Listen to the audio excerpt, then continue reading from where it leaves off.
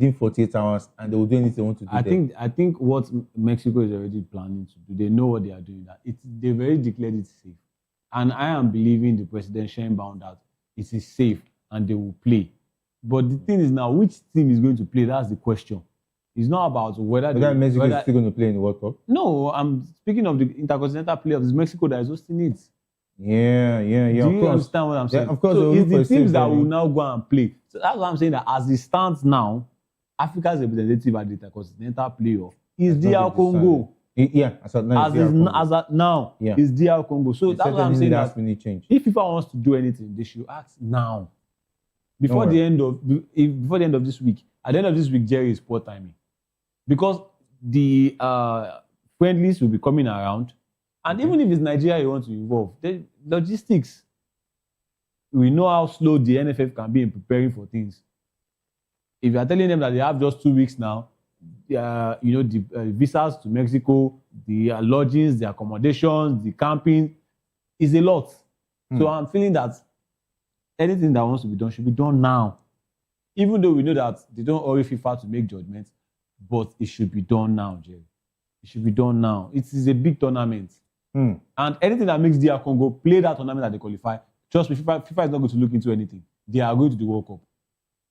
Once you are not able to solve the issue now, and declare who you want to declare, if it's the Super Eagles or Cameroon or DR Congo themselves, once DR Congo plays in that intercontinental playoff, Jerry, I think it's over.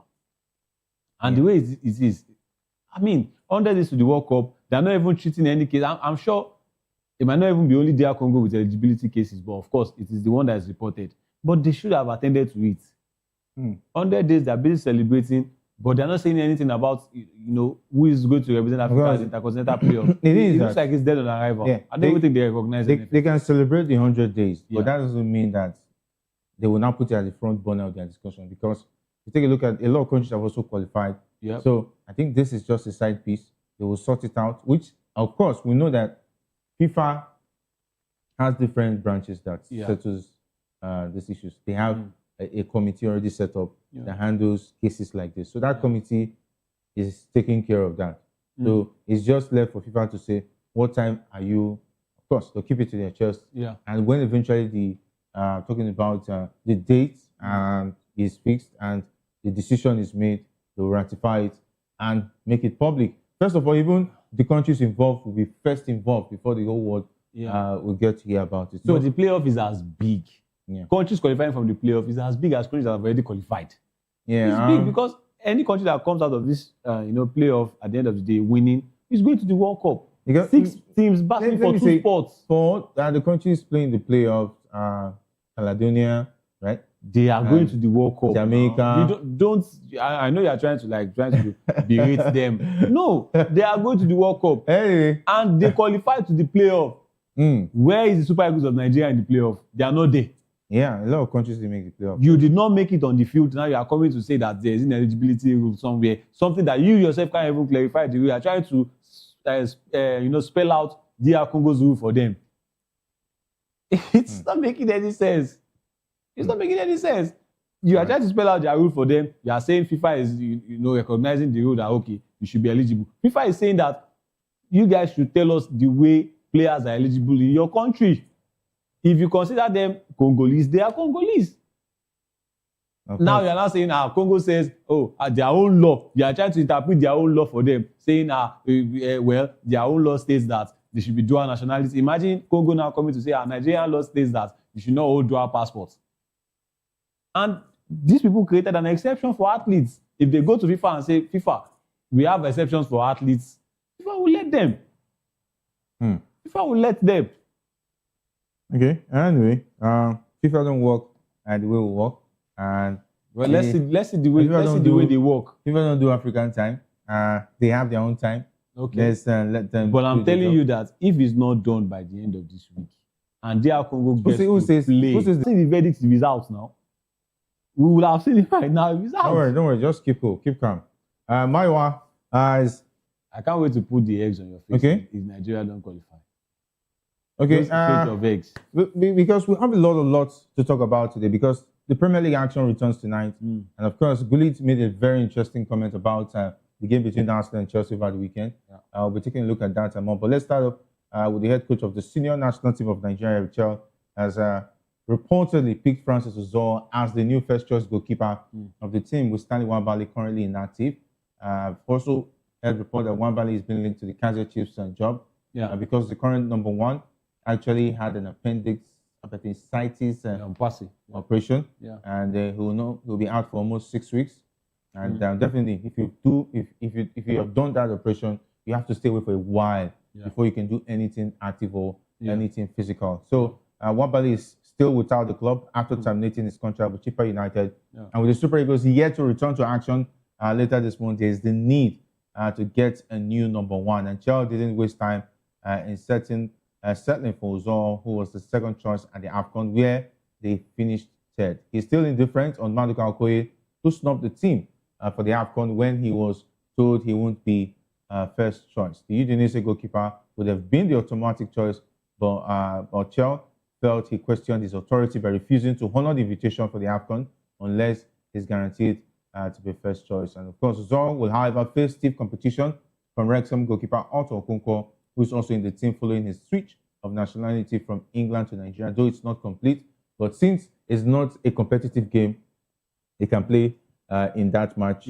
And subsequently, when his documentation is right and done, then he can play competitive games. So, Uzoho, are you confident? And the stance on Maduka Okoye, questioning his authority, talking about Eric Chell, decided to stick with a man who stuck with him when he knew he was not going to be first choice, talking about Uzoho.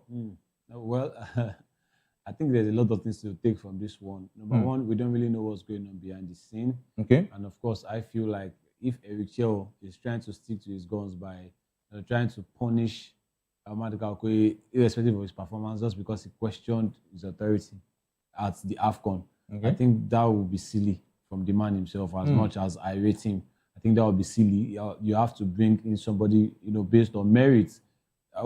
For me personally, the best Nigerian goalkeeper now is Maduka Okoye.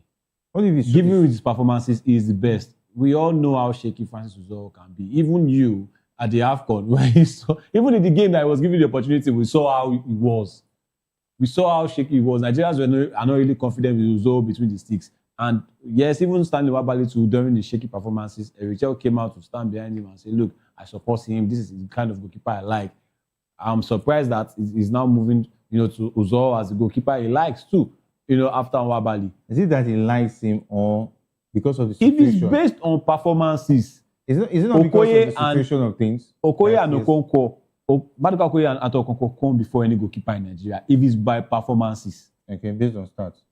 It's not even based on stats, it's what we can see. And performances are also stats. That's yes, what I mean. It's based on what we can see. It's not even by the numbers. Saves, they have it. Okay. This guy chose the performances, for Udinese week in, week out. Their recent game, he was there against Fiorentina. He made good saves. Okay. So for me, Maduka Okoye is a no-brainer. But, we can't judge for Eric Chell. He's the coach. He knows what he wants. If you were Eric Chell for saying that he wanted a number one, would you have given him the number one and benched Stanley Nwabali going to the AFCON? There are times where you look at your environment and be like, okay, I can be number one. Fine, you want to ask for. No, that's as a player, you know your level. Would you bench Stanley Nwabali and bring in Maduka Okoye to start at the AFCON? Depends on their performances in training. Okay. What if they train as Maduka Okoye? For me, I am going to pick a Maduka Okoye over Stanley Nwabali. Yes. What about the team chemistry? Wouldn't you be worried about the chemistry and how the players? What's the team chemistry? The chemistry being the fact that the camaraderie behind the player who played the qualifiers. Okay. Stanley Nwabali started all the qualifiers. Maduka Okoye didn't play any of the qualifiers. Yeah. And him coming in to bench Stanley Nwabali. How do you think the team will feel as a coach? Well, the same chemistry that worked when there was no Akko Jerome Adams during most of the qualifiers, where it was just Victor Osimhen just before some games before the end of the qualifiers and AFCON. If that chemistry can work between Jerome Akko Adams and Victor Osimhen, and also the likes of Ademola Lookman, Alex Iwobi, and even Bright Osai Samuel when Olaino was not there, it can work with Maduka Okoye behind that defense. It can.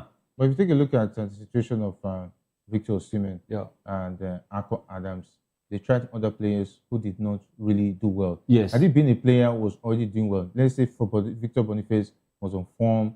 He was still doing the numbers. Yeah. And though, but that's on those players. It's on those players. It's not 100. It's not 100. But that's on those players. Is he going to be on Nwabali if he gets benched by Maduka Okoye? Is it that he did not do enough to start the team? Should he be benched because of the fact that Maduka Okoye is playing international football, playing with Udinese, and he's making lots of saves? But he's doing well with Udinese. Yes, because he's doing well with Udinese. Yeah. Even though Stanley Nwabali is still decent for the team, should he be benched for that? How do you want to know Maduka Okoye's performances for the Super Eagles if you don't play him? Maduka Okoye was given chances before, let's not forget. When was I know you're going to go back to that AFCON. No. You are going to go. That's where you are going. Yes. That's where you are going. Where I'm it going. is that AFCON. And I'm sure Nwabali has more shaky moments for the Super Eagles than Maduka Okoye. Okay. And Nwabali has more shaky moments. Let's not forget, Maduka Okoye also retired, said he was not playing for the Super Eagles anymore. What do you have to say about that? But he was called up and he said he wants to keep. If he's going to be number one. After he stayed away and said he was retired. But he came back. People don't come out of retirement. He has not come back since then. He has only said he wants to play. So why did they send him invitation for the AFCON? Yeah, he said he's ready to play. But when he wanted to come out for retirement, he wanted to work. Was he not in the preliminary squad? No. He was in the preliminary squad. That's why we put him there. He was in the preliminary squad because he said he's coming out of retirement and he wants to play. Okay. Now you're coming out of retirement, you want to play in a team that you left, and you now want to walk in and start. Does that make sense? Well, for me, I did not see any official thing that he said he wants. He made it official. He made an announcement. He said he was no longer playing. Official. After he was bullied and harassed for that AFCON's mistake, he said he was no longer playing. They invited him. He said he was not coming. This is a certain Victor Boniface said he wasn't playing for Super Eagles and said he was joking. He came the following match. But he said he was joking. Yeah, but exactly. Maduka Okoye did not tell us that he was joking. He said he was not interested in playing for Super Eagles anymore. If he could be insulted and treated that way because of his mistake at the AFCON. So you are telling me that now Eric Chell is not looking his way? Eric Chell is looking his way. That is why he's exactly in the conversation. So that's why I said I started by saying that there are some things we don't know. Leave the team in limbo because if Maduka Okoye has made himself available, Stanley Nwabali will not be in the conversation. You know that? No. He would still have been because Eric Chell came out to say that he is the goalkeeper he trusts. He said it now. No, calm down. Okay. If Maduka Okoye went to the last AFCON before this last one, do you know that there will be no need to be searching for a number one? Maduka Okoye would have automatically been the number one of the Super Eagles. Jose Peseiro went to and pick a certain Stanley Nwabali. That because Maduka Okoye was not available then. Why was he not available? He said he was retired. He was not going to play with the Super Eagles anymore. That was why he missed the last AFCON. Yes, the last AFCON before this. That's the conversation. That's the conversation. Okay. Let's go to Maiwa. Maiwa, it's great to have you join us. We're just talking about the goalkeeping situation. And of course, we just have to somehow bring out the archives and look at it very well. And of course, I know the stance of the Algerian himself. He's better than I think he has seen a lot of Nwabali. A lot of Nigerians have seen. Yes, it's a fact. I agree with you 100%. It is, and if you want to go forward as a country, use the person that is better. How? The thing is that if you are better, yes, there's a lot of things that makes you better. Okay. Character-wise, your attitude, so many other things also go around it. Wow. And the fact that those who have also paid their dues, it's not like Stanley Nwabali is miles behind of Maduka Okoye. Did you just mention attitude? Yeah. The player with one of the worst attitudes in the Super Eagles team, he gets to start every game because of his ability, not because of his attitude. And you know what I'm talking about. What's up? Anyway, by it's great to have you join us. We're just looking at the goalkeeper situation. There's news that Uzoho might likely start in the friendlies. It's great to have you join us. Well, it's always amazing to be here. I hear you make a case for. I'm not making a case. I'm stating the obvious. I'm just asking questions. Yeah. Yes. That Okoye said he was no longer playing for Nigeria. Just remember the last AFCON when people came out and started abusing. What's the name now? Iwobi and the rest of them. Iwobi said he was never going to play for Nigeria again. He took the intervention of a whole lot of top people in the NFF before Iwobi rescinded his decision. I think we should not shy away from the fact that sometimes some of these players do not have the mental capacity to handle bullying on social media. We saw what happened to the English squad when they lost on penalties, how Bukayo Saka and Co were bullied until people rallied around them before they came back to the national team.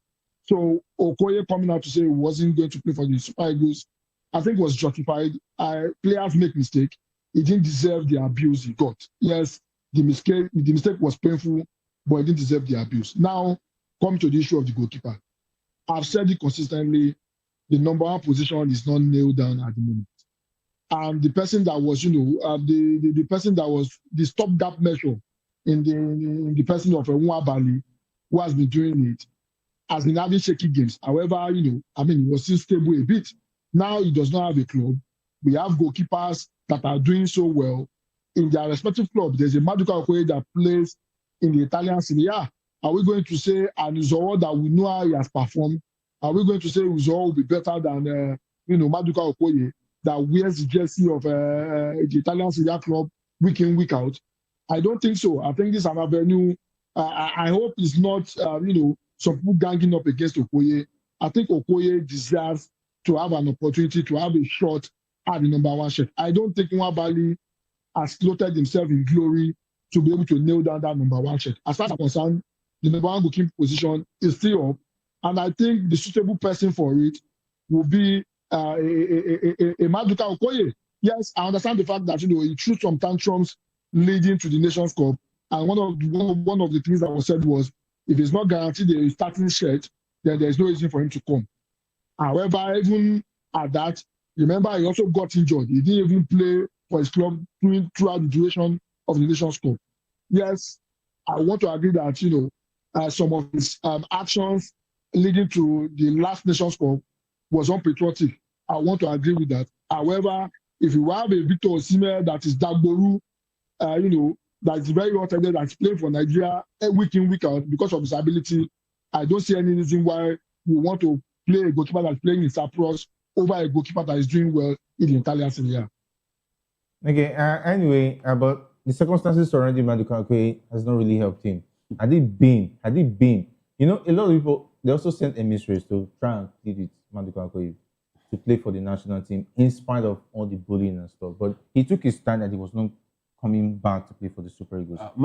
His stance was respected. Maiwa, do you know if Maduka Okoye gets called up by the Super Eagles in the near future, even for this friendly, I know somebody that will be watching him with one kind of eye, that this guy should not do well.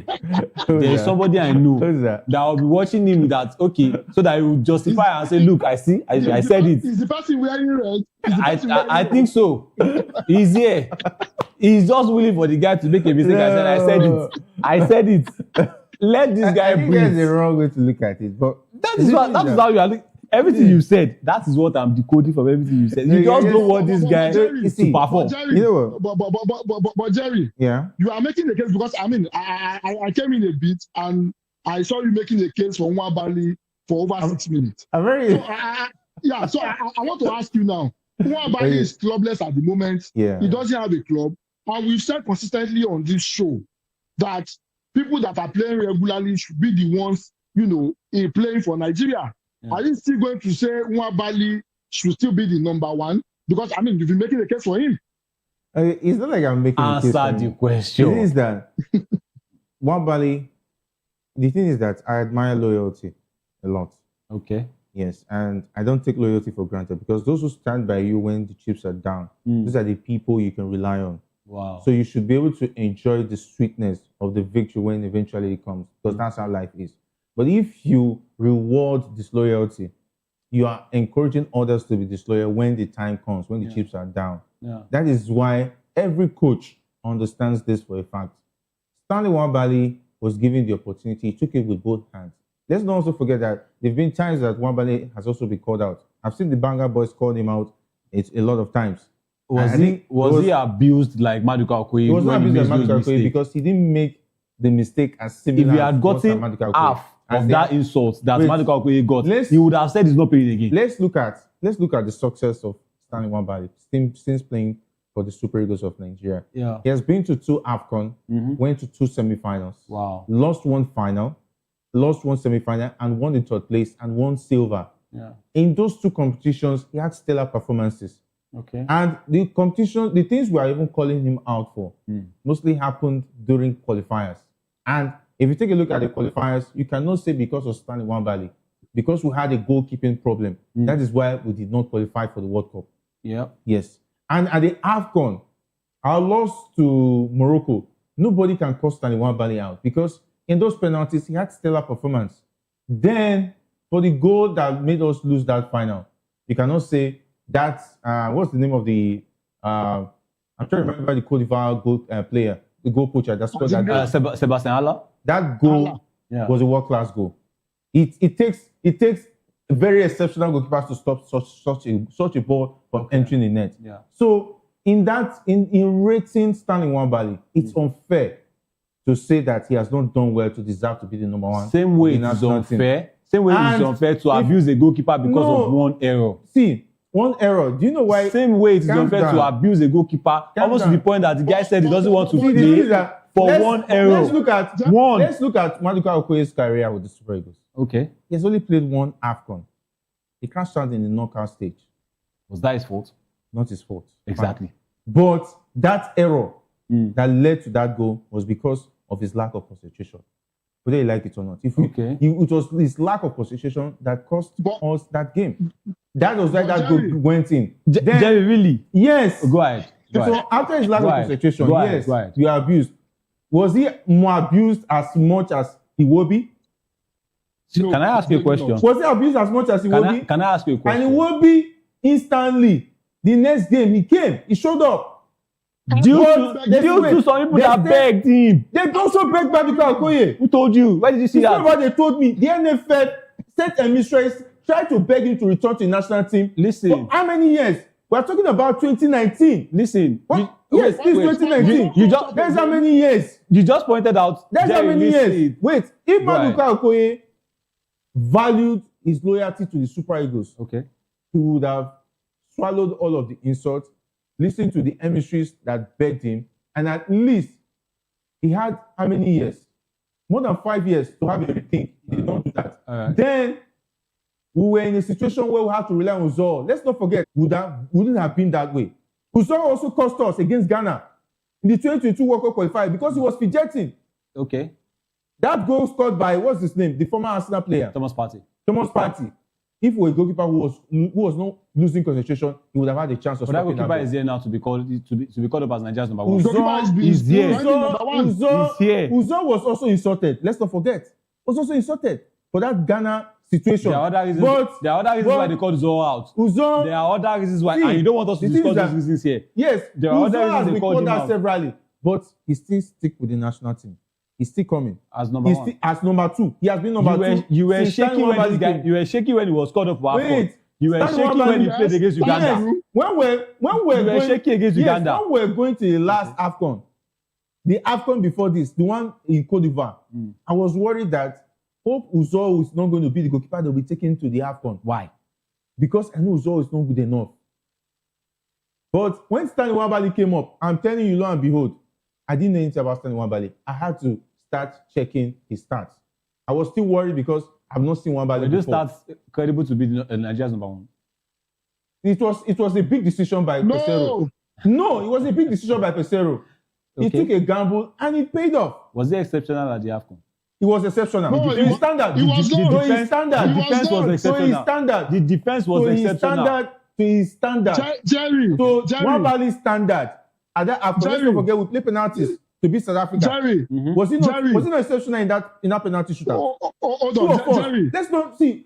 The thing is that I'm really pissed that everybody is calling out Nwabali now. You are not forgetting that he has also paid his dues. Now listen. Coming from playing in South African league, he has paid his dues. Okay, very. So what is now? You want him to kill himself on the pitch? Can we speak now? Listen. Jerry. Jerry, see, we keep referring to this AFCON, he got to the final and just of that. If Mokoena had scored that horrible mistake we made in the 94th or 95th minute, that ball will not have gone to penalties. Okay. That led to a goal, and he was kind, he was abused. Nwabali made a mistake that would have kicked us out of the semi-final. He was lucky because Mokoena did not score that goal. So we cannot sit down here and say Nwabali has been very fantastic. Somebody that has issues with dealing with crosses. We can see it week in, week out. Because we got to the final, by the fact that Mokoena did not score that goal, does not absolve Nwabali of being exceptional in that particular Nations Cup. Anyway, let's give the man a break. And wait. You asked me a question that I was going to answer you based on the fact that when you asked, I was going to answer you, but you are not letting me speak. If Nwabali should still be given a starting shirt, I think I stand that is to still be starting for the Super Eagles. So you picked out the situation. Yeah. You picked out the situation. So I needed to answer. I like the fact that you called out the AFCON. That Maduka Okoye said it was due to lack of concentration. It was one of those moments of lack of concentration from Stanley Nwabali that made us to rely on a goal from Frank Onyeka. If Frank Onyeka did not score that goal, we are still going to go back to that error made by him. Two errors particularly, and we are not picking that one out. And I want to ask you, between Stanley Nwabali and Maduka Okoye, who has had more shaky moments for the Super Eagles of Nigeria?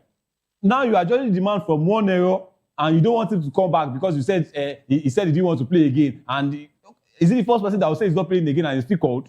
See, the thing is that we're getting... Answer me. Is it the first person that will say he's not playing again and he's still called back? See, we're getting the perspective wrong. This man went. This man for the coach of Udinese, this club side, to still keep him after the betting scandal. He came back and he still restored as number one, and he's still showing good performances. Fine. But you are saying because of somebody that is clubless, see, the thing is was loyal to Super Eagles, you should keep on keeping. See, there's arrogance. This standard for selecting players. There's arrogance and double standard on the part of Maduka Okoye. Okay. The arrogance I see here, Eric Chair spotted it and decided to put a stop to it. Okay. This is a player that said he was not playing for the national team. Now he's doing well. Let's not forget he had a change. I think he had a problem with Watford. Yeah. Before he saw this Udinese. Watford and Udinese have the same owners. Yeah. So he switched to Udinese and is picking up. He said he wanted to concentrate on his club football. They invited him several times. Yeah. We can dig up all this news. Go ahead. Several times he said he wanted to concentrate on his club football, get himself right. If Maduka Okoye in the space of those periods had made himself available, there would have been no need to take Stanley Nwabali from the South African League to go to that AFCON. If Maduka Okoye was available. Then Uzoho was playing in Cyprus. That's somewhere hidden in Europe. Yeah. With all due respect to Cyprus, the Cyprus League. But Stanley Nwabali was considered, and he took it with both hands and took advantage of the opportunity that was given to him. And that is why he's the number one on the Super Eagles. Fine, well and good. Now, you that said that don't want to play for the national team, now you decided at your comfort zone, at your time, that you're not available to play for the Super Eagles. You now want to walk into the team, displace who is there already, because you are doing well in Udinese. Because Udinese is Real Madrid. Is it the same Udinese coach? is Arsenal. Is it the same Udinese coach that was there when he said he wasn't playing? You are now the biggest goalkeeper in the world. Is it the same coach that was there? Go and sit on the bench and allow you to be number one. Is it the same coach that was there? Is it the same coach that was there when he was playing? Is it not the same NFF? This is the same Nigerians that are seeing the situation. Now you listen. Is it the same coach that was there? Is it the same coach that was there? Is that not arrogance? When Eric Chair, this is what Eric Chair is saying. And you bring Nwabali. This is what Eric Chair is saying. How will Nwabali feel? Nobody said he wanted. He wanted to start. He wanted Nwabali to be benched. If you see Nwabali and Uzoho and you know your level as a goalkeeper, you ask for starting shirts. Nwabali is not playing. He's not playing now. Wait, and he's not at the bottom of the table. About this moment. I'm talking about the last AFCON. How good is it for Chippa United? Eric Chair. How good is it for Chippa United? This is the same player that they told me to bench a goalkeeper. You are the one having double standard. It's not double standard. Listen, it's about Maduka Okoye. It's not about me. For outfield players. It's about Maduka Okoye. Listen. For outfield players, you will say, okay, let these players score by merit, by form. When it comes to goalkeeper, it's by loyalty. You are having double standard. Wait, you are the one having double standard. I'm talking about the goalkeeping situation. I'm telling you, when it's the same level you want to have for the outfield players that you have for the goalkeeper. If you are saying outfield players should be called up by form, the goalkeeper should also be called up by form. You are conceding goals week in, week out. Since he left Chippa United, they've been better. Yes, he's conceding goals. And you have a goalkeeper that is doing well. He's conceding goals. If you are Maduka Okoye, you will say, okay, look at Nwabali, look at Uzoho. These guys are not even doing well for their clubs. Even Uzoho is not even a starter for Omonia. He's not. He's not choice. And he wants to be number one for Nigeria. And he wants to be number one for Super Eagles because he's loyal. Nah. See, come on. Let's get this perspective of double standard right. Okay. First of all, you brought out the issue of Victor Osimhen. Yeah. that he is still starting in the team in spite of his attitude. Yeah. Yes. Victor Osimhen's attitude in the Super Eagles after the issues he had with Finidi George. Finidi George, yes. Did he say he was not going to play for the national team anymore and did not show up? Okay. That's I want you to answer that. Did he show up for the next game when he was invited? Yes or no? He showed up. Fine. Why did he show up? Why did he show up? I know why that guy keeps playing for the Super Eagles of Nigeria. Let's not point fingers. Okay. Let's look at the facts. Okay, go on. Let's not talk about double standard and we are not looking at the facts. I'm listening. Go on. You made mention of the situation of who is assisting Victor Osimhen. You made mention that Akwa Adams walked into the team. He didn't walk into the team. He was selected by the coach. But no, we are talking about the situation of the outfield players. All right, go ahead. He was given an opportunity, Akwa Adams. Yeah. He took it with both hands. And he supported and he's contributing, and that is why he's now starting. Yeah. If they are looking for somebody who's going to back Osimhen today, they will have no issues. Yeah. Osimhen, in spite of the issues he's having both on the pitch and with some of the players, he still shows up and does his bit for the team. True or false? Now let me go there. Wait. But can I come in now? Who is better? That's true. Who is better when you're in trouble? You call that person. In spite of the issues you have with the person still shows up and is available for you. And somebody, you have simple issues with him, he disappears and says he even disconnect and doesn't want to be available. Will you rely on the unavailable because he is good? Because he is calm down. Wait, calm down. Okay. Calm down. Because he is rich. I want to settle this issue of double standard so that we will not. You are not settling it. Because I'm going to come at you with my own question. Go ahead. We will not be making cases and we are not backing in with facts. Okay. Maduka Okoye declared his unavailability for the Super Eagles, which is clear. That's true. Okay. That's true. He said he was not going to play for the Super Eagles. You are making it look like he's the only player that has done so. Who else has done so that is starting with the team? Alex Iwobi has done so. But did he make himself available for the next game? He was begged. He was begged. Maduka Okoye, was he begged or not? I did not see anywhere where they said Maduka Okoye was begged to come back. I did not see it. Why did you see it? Maduka Okoye was pleaded with several times under Amachupi next time to come back and play with Super Eagles. They should forget about the past. He refused. He said no. Is Victor Osimhen supposed to even play for the Super Eagles after what he did at that AFCON? No. If he wasn't selected, there would have been a backlash on Erichel, and that is why the man is asking for immunity to select his own players. That he doesn't want interference. It was because of political interference. That is why Victor Osimhen is playing. Are you making a case for Maduka Okoye because he's good? Now, because of what happened with Victor Osimhen, then Stanley Nwabali should be benched. I am saying Maduka Okoye will start. I am saying if you want to raise that's what you're saying. Clubless. If you want to raise the standard for the Super Eagles, the standard that you've always been calling for, if you want to raise it, an unattached player should not be playing for the Super Eagles. That's what I'm telling you. I think we are getting this wrong. You are the one getting this wrong. You are getting it wrong in the sense that Erichel, I'm talking about the reasons why he doesn't trust Maduka Okoye. Okay. As a coach, you invited a player. You already have a team. Yeah. You've heard about Maduka Okoye. You know he's doing well. He tells you that he wants to start in that team. He's already questioning your authority. Would you trust that player? Would you just bring that player into the team and start him?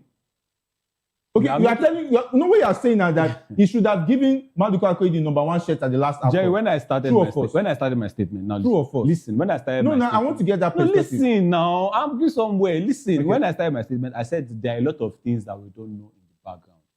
Now that you are making a case that, okay, he's questioning his authority, like he barged into Erichel's office and demanded to start as number 1. What if he had a talk and said, I want to be number 1? Because he has seen his performances and a goalkeeper, listen. Okay. A goalkeeper that is obviously not doing well with his club that is South Africa, they are languishing at the bottom of the table at the time, and he was chipping in goals It's not even on the defense. He was shipping in goals. And he was not even the best goalkeeper in South Africa. He was not even in the top 10 in saves percentage aside. Then another goalkeeper that is not even start, that is third choice for a Cypriot club. And he's seeing himself that, look, I've had time out with betting scandal. I came back, the coach believed in me. This is that time you should have coaches that believe in you too. Because if the coach of Udinese wanted to use that betting scandal against him, he wouldn't come back to be number one. And he's still turning in good performances, even with all of that, even with having time out, he's still number one. Okay, you will see that terrain and say, okay, I want to be number one. You are making it sound like he bashed into a retail office and demanded the shirt. He wants to be number one. And he has every right to. Because the performances speak for him. See, let's separate. That's what I'm telling you. Let's separate. But Jerry, listen. You are making an assumption like I'm saying that he bashed into a retail office. I'm just telling you, if you are looking at it from that, if you are looking at it from that angle, the perspective we are saying. See, let's separate. Jerry, in as much as yes, I do not agree with the statement that came out from Okoye and the rest of that because I know we addressed that on this show when leading up to the Nations Cup. I do not agree with that statement. However, let me paint a scenario for you. You are doing so well, on your job, and you have two other people that are not doing so well. They are mediocre, and they are promoting those two people ahead of you. Remember, Nwabali number 1, Uzoho number 2, a player that is playing in Udinese regularly as top choice goalkeeper. As a person, will you be happy? And you know that your performance is way better than these people. Definitely, he will not be happy. And in as much as I don't support the fact that he made the statement and he was saying if he was not guaranteed the position, he will not come to play. And I do not appreciate that statement. And I said it because of that statement, he will not be part of the team. I said it on this show. However, if you look at what played out, he is doing way better than this goalkeeper. Nwabali has considered over 70 goals before going to that particular Nations Cup. He was the same percentage was very poor, yet he was number 1. A goalkeeper that came back from a betting scandal and returned as number 1 and was doing well for Udinese is the third choice. Definitely, you will not be happy. You have some, you have some resentment, and we should understand that. So, for me, I think there were a whole lot of things behind the scene that we don't know. As far as performance is concerned, Maduka Okoye should be our number 1 because we are always saying on this show that performance should be the metrics. That was what I told my man. That's an assumption. I'm somebody that I believe you don't change the winning team. The thing is that. But we know why we're asking for Nwabali to be logically, Maduka Okoye should be number 1. Okay. Yes. But he cannot expect to just walk into the team and become number 1. So should Nwabali walk into the team? And that's why I stand. Should Nwabali walk into the team like this as number 1?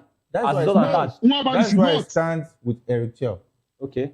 On his decision. He's the coach. He knows where the shoe pinches the most. And he has made his decision. All right. And, that's true. And the thing is that if you are the coach, you might say, okay, Nwabali sits on the bench, you are shipping in goals in South Africa, and Maduka Okoye has a better start than you, sits on the bench and let Maduka Okoye start. That's fine and good. That's fine when and good. I don't want to hear any mumbling if Uzoho doesn't perform for the Super Eagles of Nigeria. I don't want to hear any mumbling. I'm just telling you. I don't want to hear any mumbling and said, why didn't Okoye start? Or why didn't Nwabali start? Or why didn't Obasoge start? I don't want to hear any mumbling. I'm just saying it here now. This is a 4-nation invitational tournament, which is a friendly.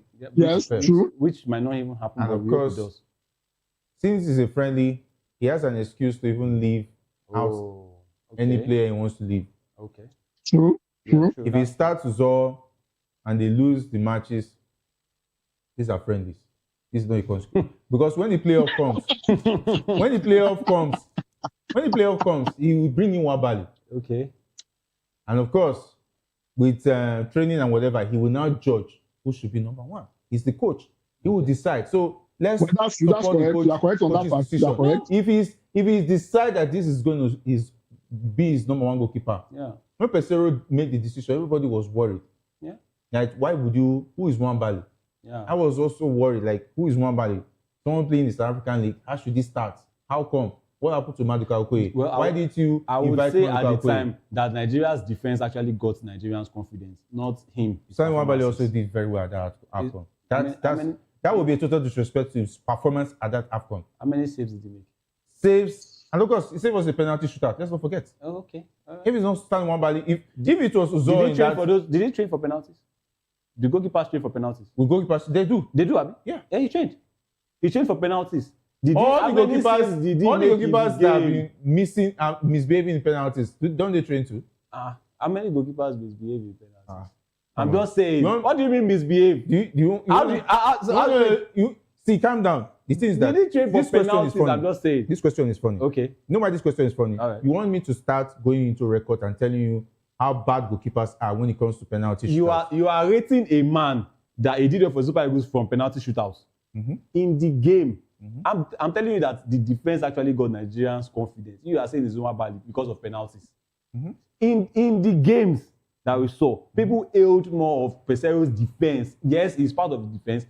I'm talking about the back line. You know, the center that's true. I like people the fact that Pesero based on those outfield players, not Wabali. The thing is that I like the and fact that was why at the end of the tournament he still remained cheaper. It's interesting that I'm just telling when you want to mention Wabali, you just downplay it and say I'm not you are the one downplaying Maduka Okoye. I'm not downplaying him. No, you downplay Wabali. You said, you know what he said? It's convenient. It's convenient. You said, look at what you said. Yeah. You said Pasero's defense was taking on the blame.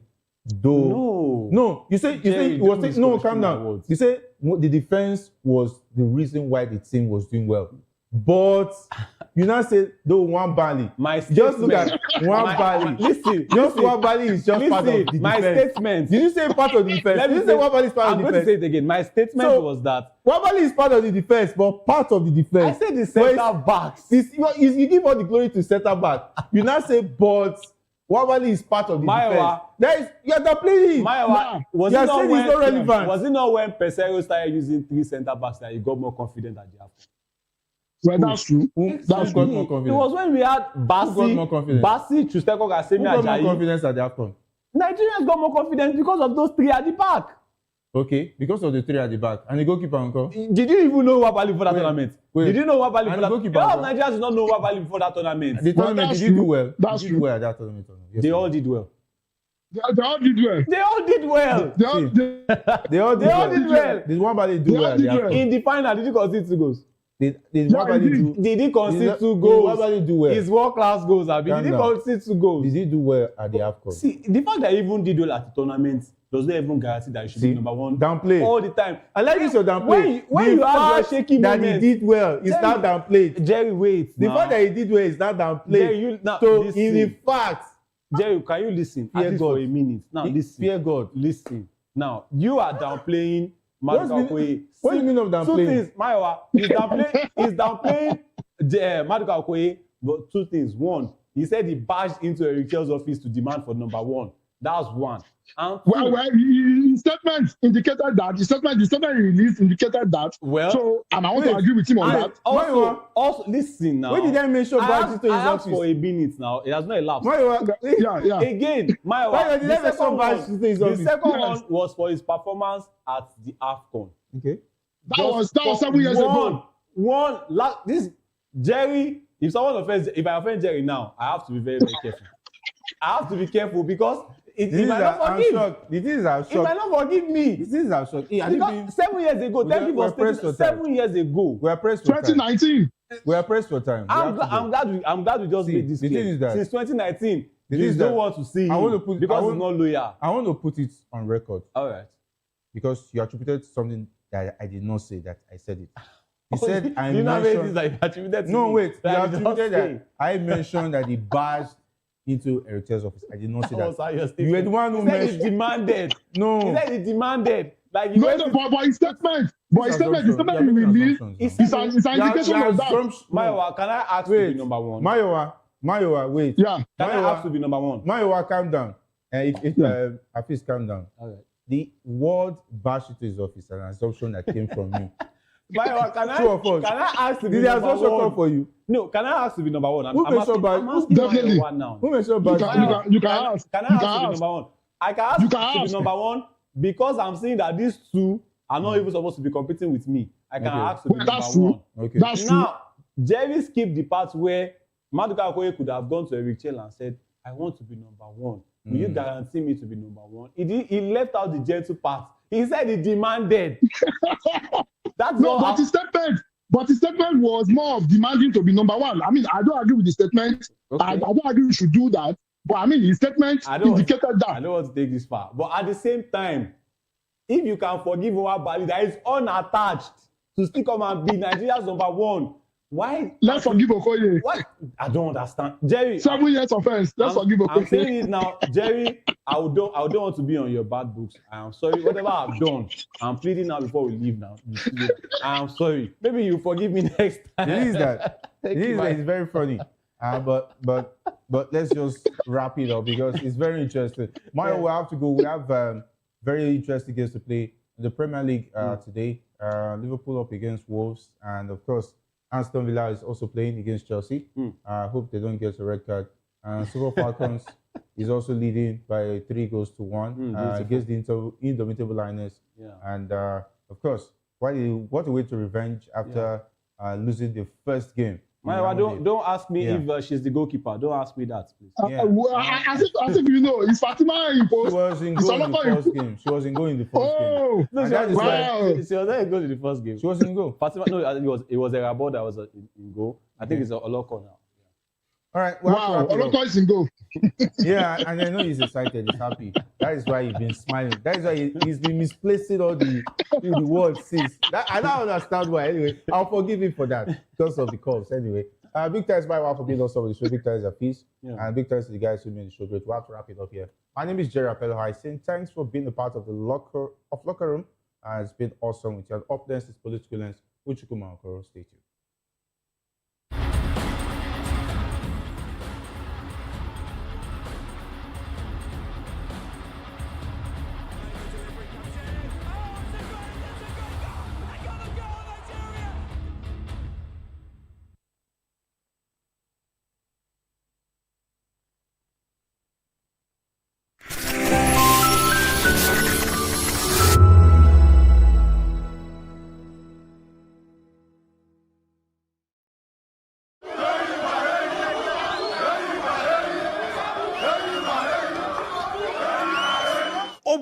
Mbụ ezigbo nwa afọ Nigeria ka ihe m ga-eme pụrụ iche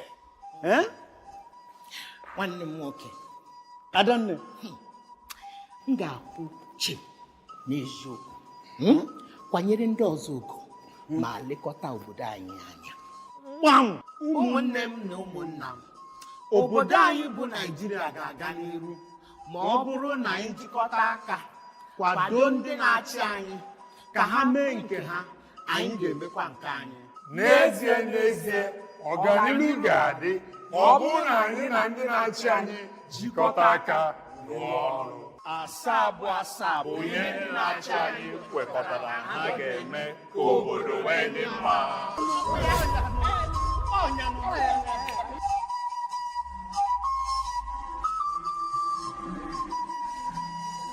Igbo kwenu Igbo kwenu Igbo kwezuenu ọ bụrụ na bụ ezigbo onye Naịjirịa aga m eme na-edosa ụzọ anyị ụcha oge niile na-akwụtụsi n'ụzọ eziokwu na-emere ndị agbata obi anyị ebere ndị ọchịchị ga-arụ ụzọ ọma na-abịa nwa ụlọ ọgbara mee nnukwu ka ọ dị nchebe ihe n'abalị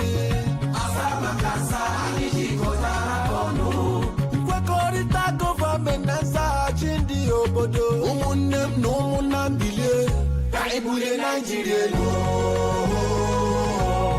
nkwekọrịta ndị ọchịchị anyị ga-aza ọnụ obodo anyị ga-eme ya ọ bụ nkwekọrịta anyị na anyị ga-eme ka Naịjirịa gaa nke ọma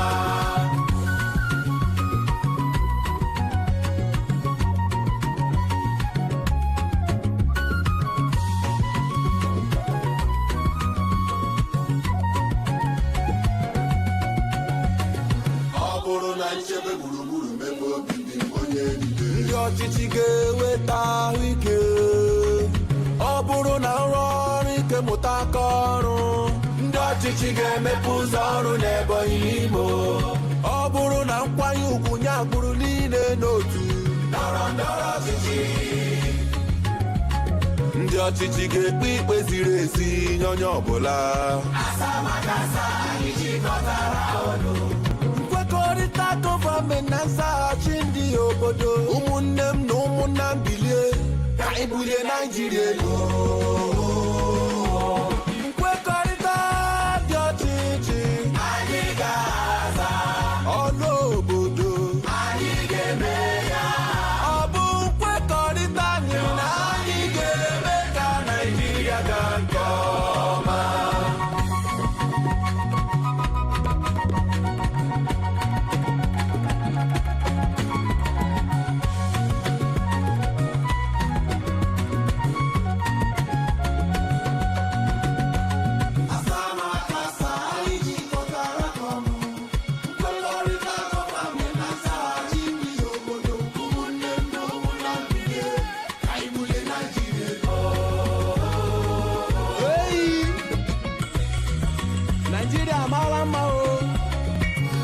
Nigeria obodo mmanụ aṅụ na mmiri ara ehi na-asọ ụzọ ọma o ụlọ ọgwụ ọma o ebe obibi ọma o igbo ndị ọma pụtanụ ka anyị yọleba onye agbakwala nke nwanne ya gbara let's go Abia, Anambra, Ebonyi, Enugu na Imo anyị ga-ekwe nkwa na anyị ga-eso ụzọ asaa na asaa ndị na-achị anyị wepụtara.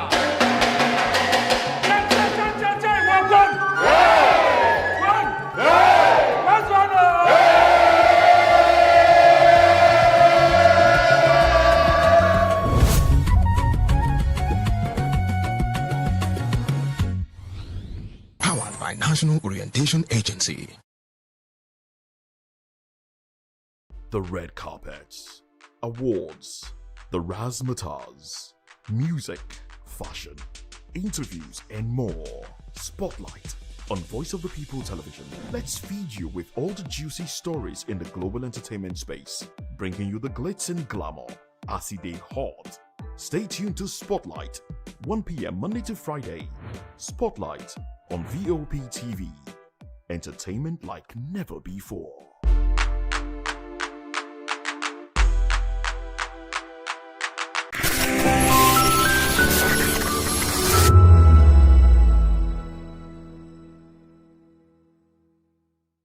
A continent of rising voices, untold stories, and powerful transformations. From the streets of Lagos to the heart of Nairobi, from the mines of Congo to the tech labs of Cape Town, the African story is being written every day.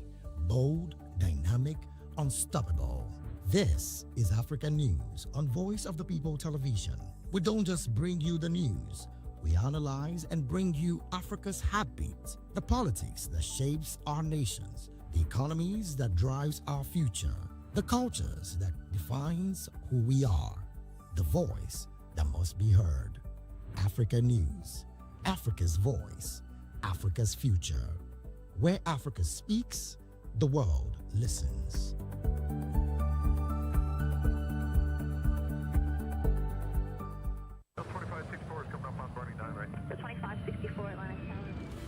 What happens in the hush behind hangar doors? Who signs the papers that gamble with lives? Which truths were grounded before they even ever had wings?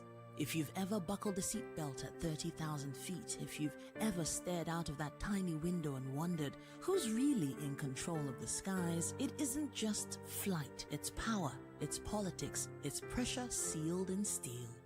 We're peeling back the clouds from runway risks to sky-high secrets. We're diving deep where most dare not to look. Aviation Scope, every Sunday at 7 p.m. only on Voice of the People TV. We don't just report, we reveal. We don't just ask, we uncover. Because when it comes to the skies, ignorance is turbulence. Aviation Scope, the sky isn't the limit, it's just the beginning. On Edu Dialogue, we bring you fresh ideas and conversations, shaping the future of learning in Nigeria and beyond.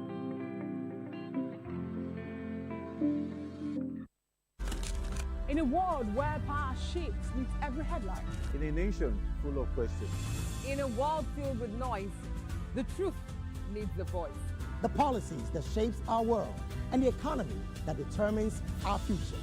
Every hour, every day, the grapevine keeps buzzing. And together, we are committed to telling the stories that shape our world because your voice is our focus. Don't forget, our voice matters the most. Let us come together and share our concerns.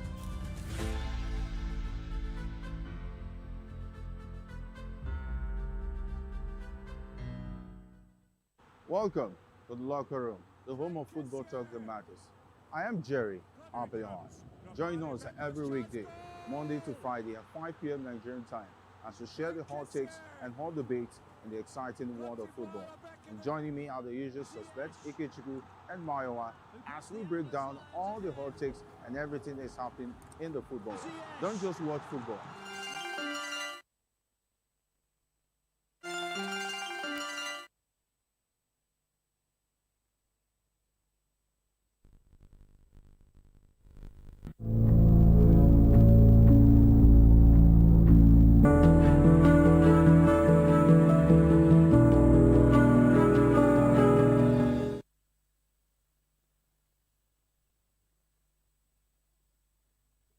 Good evening and welcome to the Political Lens on Voice of the People television. On this show, we don't just report the headlines, we refocus them. In a world flooded with breaking news, viral clips, and partisan spins, the Political Lens slows things down to sharpen the picture. We'll analyze policy, power, and politics without distortion. We're not just asking what happened, but why it matters and who it impacts. Through in-depth conversations, expert interviews, and data-driven breakdowns, we'll challenge assumptions, spotlight overlooked perspectives, and bring clarity to complex issues. We aim to understand the system, the strategy, and the stakes, because when you change the lens, you change the view. This is Political Lens and Voice of the People television. I'm Chioma Innocent. In today's edition, we'll take a look at some issues taking place in the Nigerian polity, beginning with the recent closure of another market in Anambra State by Governor Chukwuma Soludo. Now, the people of Anambra State are not just complaining about the closure of the market, they're also complaining about a demolition that is taking place against a court order. Governor Chukwuma Soludo has been accused of making lives difficult for the people of Anambra State.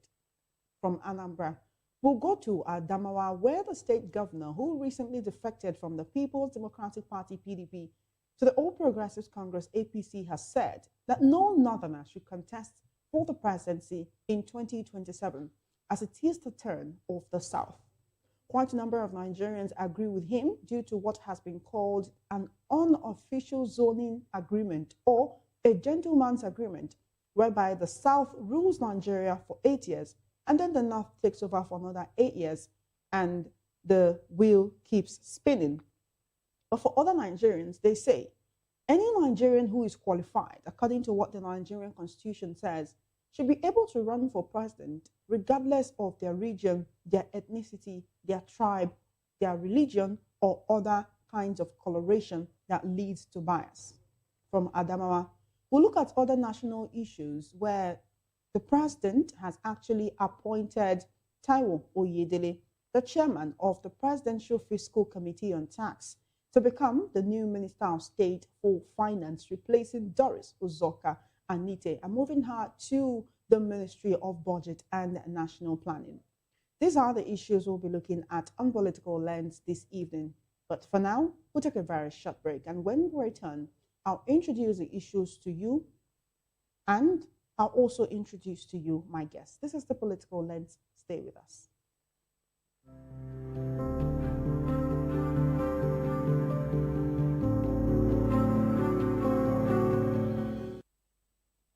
Are you ready for the extraordinary? Something big is happening on your screen. Introducing VOP TV, Now streaming on SLTV channel 264. From breaking news to captivating conversations, news analysis, giving you all sides to the story. We break in-depth discussions on the issues that matter, from politics to sports, entertainment, and lifestyle. VOP TV on SLTV channel 264. Join us as we redefine what television means to you. Voice of the People Television, VOP TV. Now you have more than a voice.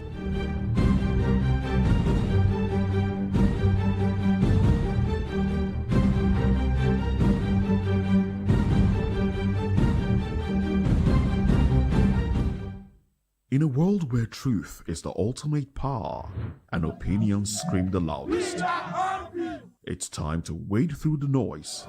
Hunger no get tribe!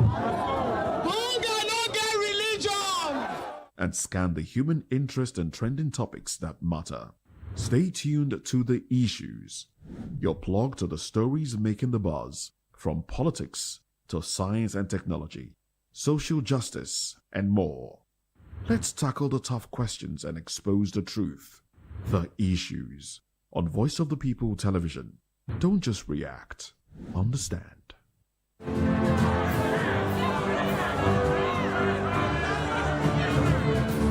Do you want your voice to be heard? Do you know that you matter in the scheme of things? The People's Voice, the show where ordinary citizens take center stage as we discuss the biggest stories that affect you and I. With you in mind, we facilitate lively discussions, debates, and interviews on the topics that matter most to you and I, from social justice to economic empowerment, education to healthcare, governance, and more, tackling tough topics and amplifying your voice. Join the conversation and make your voice count. The People's Voice. Make your voice count.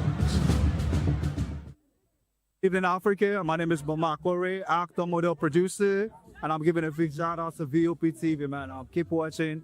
Don't change the dial. Thank you and God bless you. My name is AY, and of course, I represent the voice of the people, and that's why I'm on VOP. AY say so. Hi everyone, it's your girl Miriam Tima from The Real Housewives of Lagos and The Real Housewives Ultimate Girls Trip Africa. Shout out to VOP, the voice of the people. You already know. Stay tuned, keep watching. And don't forget, VOP is the best. Alright, hello, it's a boy that's shagging the man fine back with Melanie Poppy Black Skin Boy. This is VOP TV. If you're not watching VOP, I don't know why you're watching. Maybe you're watching your weight. Hello, beautiful people. This is Wale Ojo, and you're watching VOP, Voice of the People. Hi, guys. You already know who it is. This is New Energy. Flyers, whatever, live it. Keep watching VOP TV. Thank you. Hi, people. Ginny Albano here. Guys, please keep watching Voice of the People. In a world where power shifts with every headlines, news breaks and events happens, we bring you unbiased and explicit information on politics, economy, and state of the nation. We break down the chaos. Facts, not fluff. Truth, not spin. We discuss not just politics, but a glimpse into the future. Voice of the People Television. Now you have more than a voice.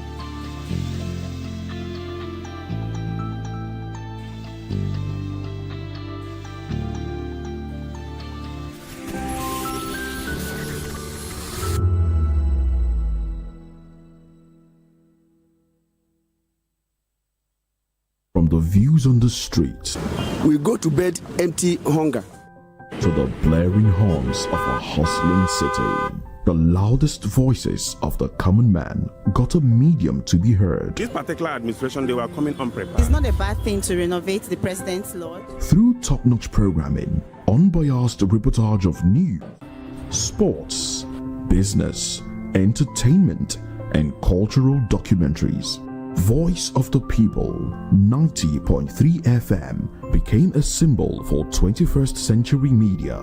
And now, a new baby is born. Voice of the People Television, VOP TV, youthful, full of vigor and penchant for excellence in the continent's media space, exposing the wrongs, applauding the rights, dissecting the news without fear or favor, through factual and accurate stories and contents. Corruption kills three things that makes a society. Representing the interests of the people and giving them a voice. Voice of the People TV is here to stay towards building a fair society. VOP TV, Voice of the People Television, truly a voice for the people. Africa is on the move, a continent of rising voices, untold stories, and powerful transformations. From the streets of Lagos to the heart of Nairobi, from the mines of Congo to the tech labs of Cape Town, the African story is being written every day. Bold, dynamic, unstoppable. This is Africa News on Voice of the People Television. We don't just bring you the news. We analyze and bring you Africa's heartbeat, the politics that shapes our nations, the economies that drives our future, the cultures that defines who we are, the voice that must be heard. Africa News. Africa's.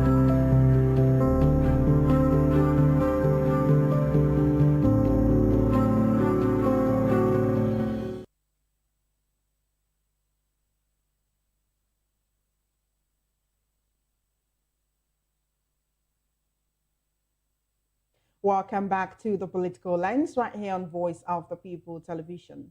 The Anambra State government has sealed the popular Okoye market in Ihiala local government area of the state over traders' refusal to open shops on Monday due to the sit-at-home in the southeast region. Confirming the development to reporters, the chairman of Ihiala local government area, Anayochukwu Ojiako, said that the market would remain closed for 1 week. Mr. Ojiako explained that the shutting down of the market would send a warning signal to traders, saying that the government had done everything within its powers to end the Monday sit-at-home, which was illegally declared by what he called the outlawed indigenous people of Biafra, IPOB. According to him, the Okoye market is the only market that has blatantly refused to open for business activities on Mondays. Mr. Ojiako stressed that the market would remain closed for the next week because the traders flouted the state government directives. Meanwhile, traders at Onitsha main market were left shocked and in distress on Sunday as Governor Chukwuma Soludo commenced demolition of the market despite a pending court order restraining any such action. According to eyewitnesses, security personnel, including military, Nigeria Security and Civil Defense Corps, NSCDC, and the private security operatives blocked access roads to the market from as early as midnight on Saturday, paving the way for the demolition exercise. By midday Sunday, portions of shops along Johnson Street and sections of the Gongoro structure had been pulled down. Traders recounted harrowing experiences as they tried to salvage their goods. Scavengers reportedly capitalized on the situation, acquiring iron structures and materials from the demolished shops at low prices, turning the demolition into a business opportunity. Security operatives have continued to barricade the market, preventing traders from entering, and the main market remains closed. Now joining us to actually discuss this situation in Anambra State, we have in the studio Mayor Echefu. He's a nationalist as well as a political and public affairs analyst. Good to have you here, sir. Welcome to the program. Thank you very much. All right, then let's talk about Anambra State. On November 8, 2025, Anambra people went to the polls to vote for their preferred candidate, and they ended up returning Governor Chukwuma Soludo to be their governor for another 4 years. Based on what has been happening since January with the closure of the market and the way it seems like they are being forced to stop sitting at home despite the fears over escalation of insecurity and the directive by IPOB, would you say the people of Anambra State made a mistake? The truth of the matter is that Governor Soludo is making a very grave mistake. Not the people who voted for him. Yes, not the people. Because if Nigeria is where people's vote counts, Governor Soludo will not try this nonsense he's doing. Because when people are not satisfied with you, they will vote you out. How can court give an order and Governor Soludo went ahead to demolish the shops and started with police and all this taxpayers' money? Governor Soludo is making a very serious mistake. He should adhere to the rule of law. INEC, all this problem is being caused by INEC. Look at what is happening today in House of Reps and Senate. We are the Senate, and the members of House of Reps are more interested in rigging the election than allowing the people to vote for their choice candidates. It's very, very unfair. I want you to support to talk to Governor Soludo. Please adhere to people's plea. Coming to market on Monday, you that is governor that is coming to market on Monday, you come to the market with a lot of security, civil defense, and the rest of them. The people, are you giving them enough security to protect them? We'll have cases by which some market leaders have lost their life in the course of this sit at home. If I have shop in not one of these markets, I will not come to shop. Why? Because even if they kill me, Governor Soludo will not protect my children tomorrow. His own children are abroad. His son is in abroad dancing Awilo in America. If the Soludo's son have shop in that Nkwo market, will Soludo allow his son to open his shop on Monday without adequate security? Don't you think it's a low blow for you to refer to how his son is dancing abroad? No. His son is not the governor. The seat of the governor is not a family affair. Where the son runs his own business, the government there adhere to rule of law. If the people have gone to court and court say, hold on, why are they demolishing the shops? I condemn it in totality. This is not democracy. Democracy is, government of the people, by the people and for the people. When the governor is doing something based on his own desire and what satisfies him, it's no longer the government of the people and for the people. You know, we're talking about two separate issues here. First up, it's the closure of the market because they refused to open on Mondays due to the sit at home. And the second is the demolition of markets. Some people believe that the reason for this demolition is, they want to build better structures. But they are saying, why should you demolish people's shops while their goods are still inside? It's wickedness. It's pure wickedness. So look at Governor Soludo that the Anambarians rejoice over his victory in his first term. So the governor is a wicked person. He's showing his wickedness on the people of Anambra. It's unfair, very, very unfair. He shouldn't be treating traders in that manner. Governor Soludo cannot treat government workers in that manner. He cannot treat teachers in that manner. Why is he treating traders in that manner? And Anambra, the highest revenue Anambra State is from traders. He should respect them. He said Anambra State was losing 8 billion naira every week due to the seat at home. 8 billion naira that Anambra State is losing. His personal investment is the people. The people that own this money, the people that does this business, said that their life is more important. Tell me how many people that these boys have killed that Governor Soludo have taken care of their families. Why is he interested in what makes him okay than considering what makes the people that is willing to be okay? It's pure wickedness. So Governor Soludo have derailed from what people expected from him. This was a man that when he said something, Anambras were rejoicing that we have seen people, not only Anambra, the whole Southeast. Today, Governor Soludo have turned to Ikabok. The glory have departed from him. Because if free and fair election is being conducted in Anambra this morning, Soludo will lose woefully. Well, if you say this morning, I mean, the people are aggrieved, so that's understandable. But the elections that were on November 8th, were they not free and fair? Are you saying Governor Soludo didn't rig his way in? Did people not love him? Choma, listen, what Soludo is doing now, if I've done it before that election, he will lose the election. I have to tell you the gospel truth. These politicians are turning Nigeria to something else. Anybody who votes into power, getting to the power, he turns to something else. How long are we going to continue in this manner? Look at our National Assembly. Look at the senators. They are now interested to make laws to allow them to rig elections than making laws that make Nigerians vote to count. When are we going to get it right in this country? You know, as much as... How long are we going to continue this nonsense? As much as I understand your emotions, you know, you're not happy with what is happening to the people. But some would say you should try to look at it from the governor's perspective. I mean, when you tell the people that I will ensure your security, it shows that they do not have faith in Soludo as... And that's why they refuse to stop Soludo as the governor. Anywhere you see Soludo, you will see civil defense. You will see military.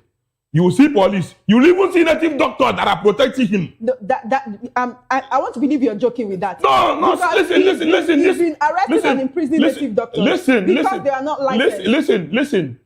The politicians are the most people that patronize native doctors. And Governor Soludo is one of them. He has a native doctor.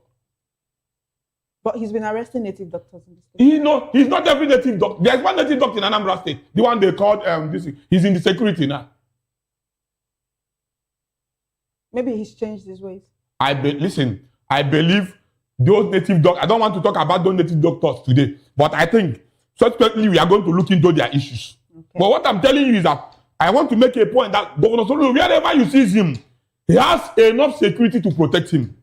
The people he's telling to come out on Monday, what security measures have you provided to protect them? While we're talking about the security measures, I want to remind you of I want to remind you which are going to I want to remind you of one of the market leaders. I will remember the name of that market that opened his shop on Monday, and they came to pick him in his house all till today. The man have not returned. This is more than 5 years, more than 7 years. Up to today, the man have not returned. The family, even Governor Soludo, have not even taken fit to go to the family and look it after the family. The children are suffering today. The wife are suffering. The family are suffering because the breadwinner of the family have been taken away. Anything, see, an Amberians, anything that will give you an opportunity to be alive, do it. Because if, unfortunately, they kill you in the process of you want to obey the governor, your own is gone, your children will suffer, your family will suffer.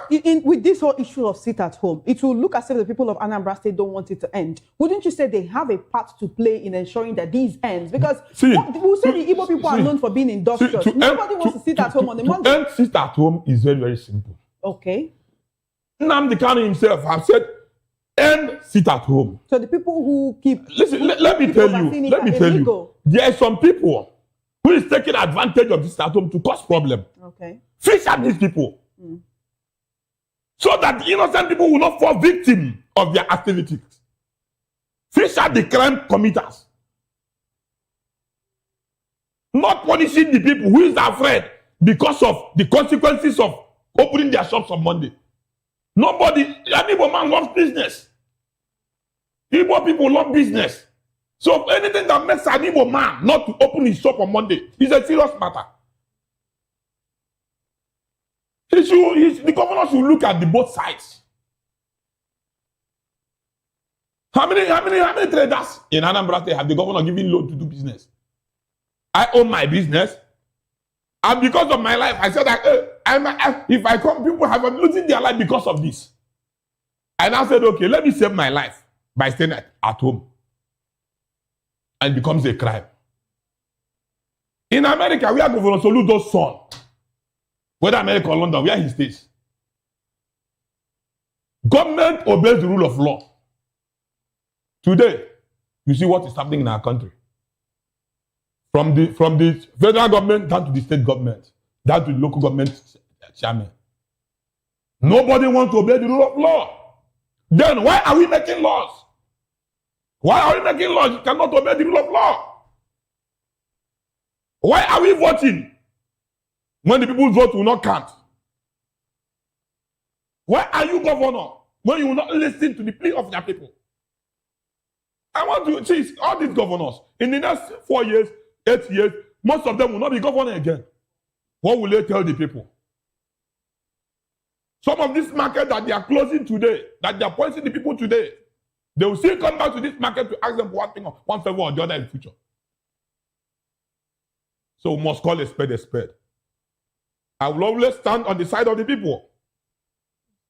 And I will always support the people. Because I believe that democracy is government of the people, by the people, and for the people. All right, then let's move on from this particular conversation, not because it's not important, but because we have a limited time. Adamawa State Governor Ahmadu Fintiri has declared that no northerner should run for Nigeria's presidency in 2027. He stated this during an interview on national television, saying it is the turn of the South to lead and the region should complete its 8-year tenure in office if the country wants to move forward. Fintiri, who recently defected from the PDP to the APC, said that allowing the South to hold the presidency uninterrupted will ensure fairness and stability in national governance. Meanwhile, some Nigerians have been advocating for an end to this divide, saying instead that anyone who has the best interest of Nigerians should contest the presidency regardless of region or ethnicity. We still have with us in the studio to discuss this issue Mayor Echefu, a nationalist and public affairs analyst. Mayor, sir, this is not the first time that we are hearing the North-South agreement. People call it a gentleman's agreement. It's not in the Nigerian constitution. What the constitution says is, as long as you're a Nigerian, you satisfy all the requirements of running for presidency, you can go ahead and contest. But the political elites, the people who run the affairs, the political affairs in Nigeria, they seem to hold so tight to these tenets of the turn of the North, the turn of the South. But here is the question. We have a Southerner currently president of Nigeria. The last person was a Northerner. Many Nigerians say his administration was not exactly the best. But if they are still asking you, many will say return us to when Buhari was in power. Things are so difficult right now. And they believe that if President Tinubu should remain for another 4 years, things will become worse. Is there any Southerner that can undo what is currently going on, what we are seeing now, that can change Nigeria's economy in 4 years if President Tinubu is voted out?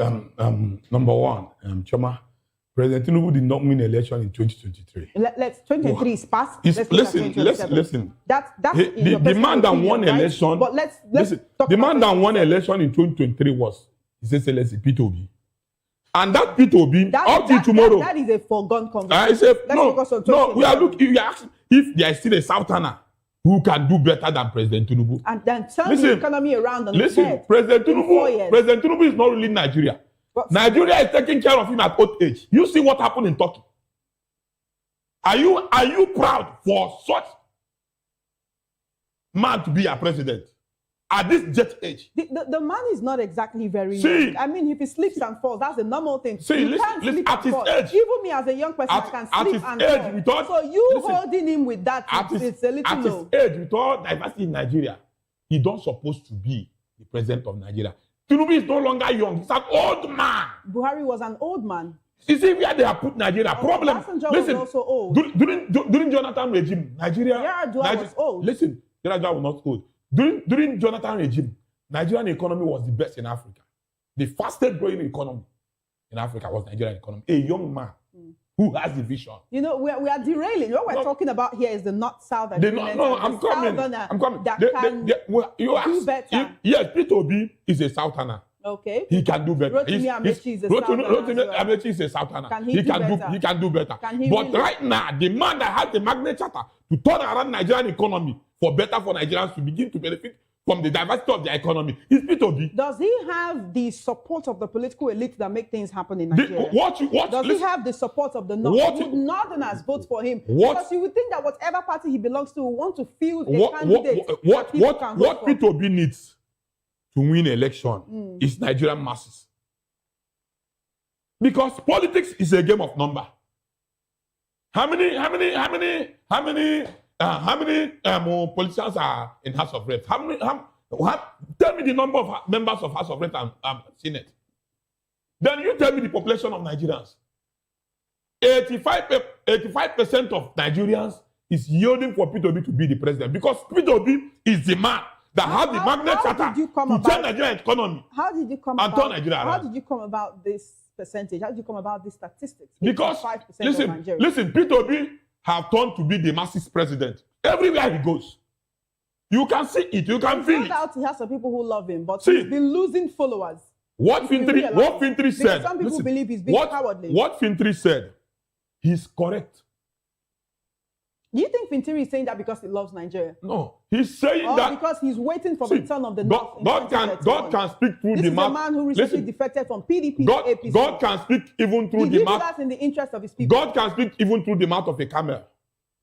God can use the worst man to speak, to say the truth and communicate to people.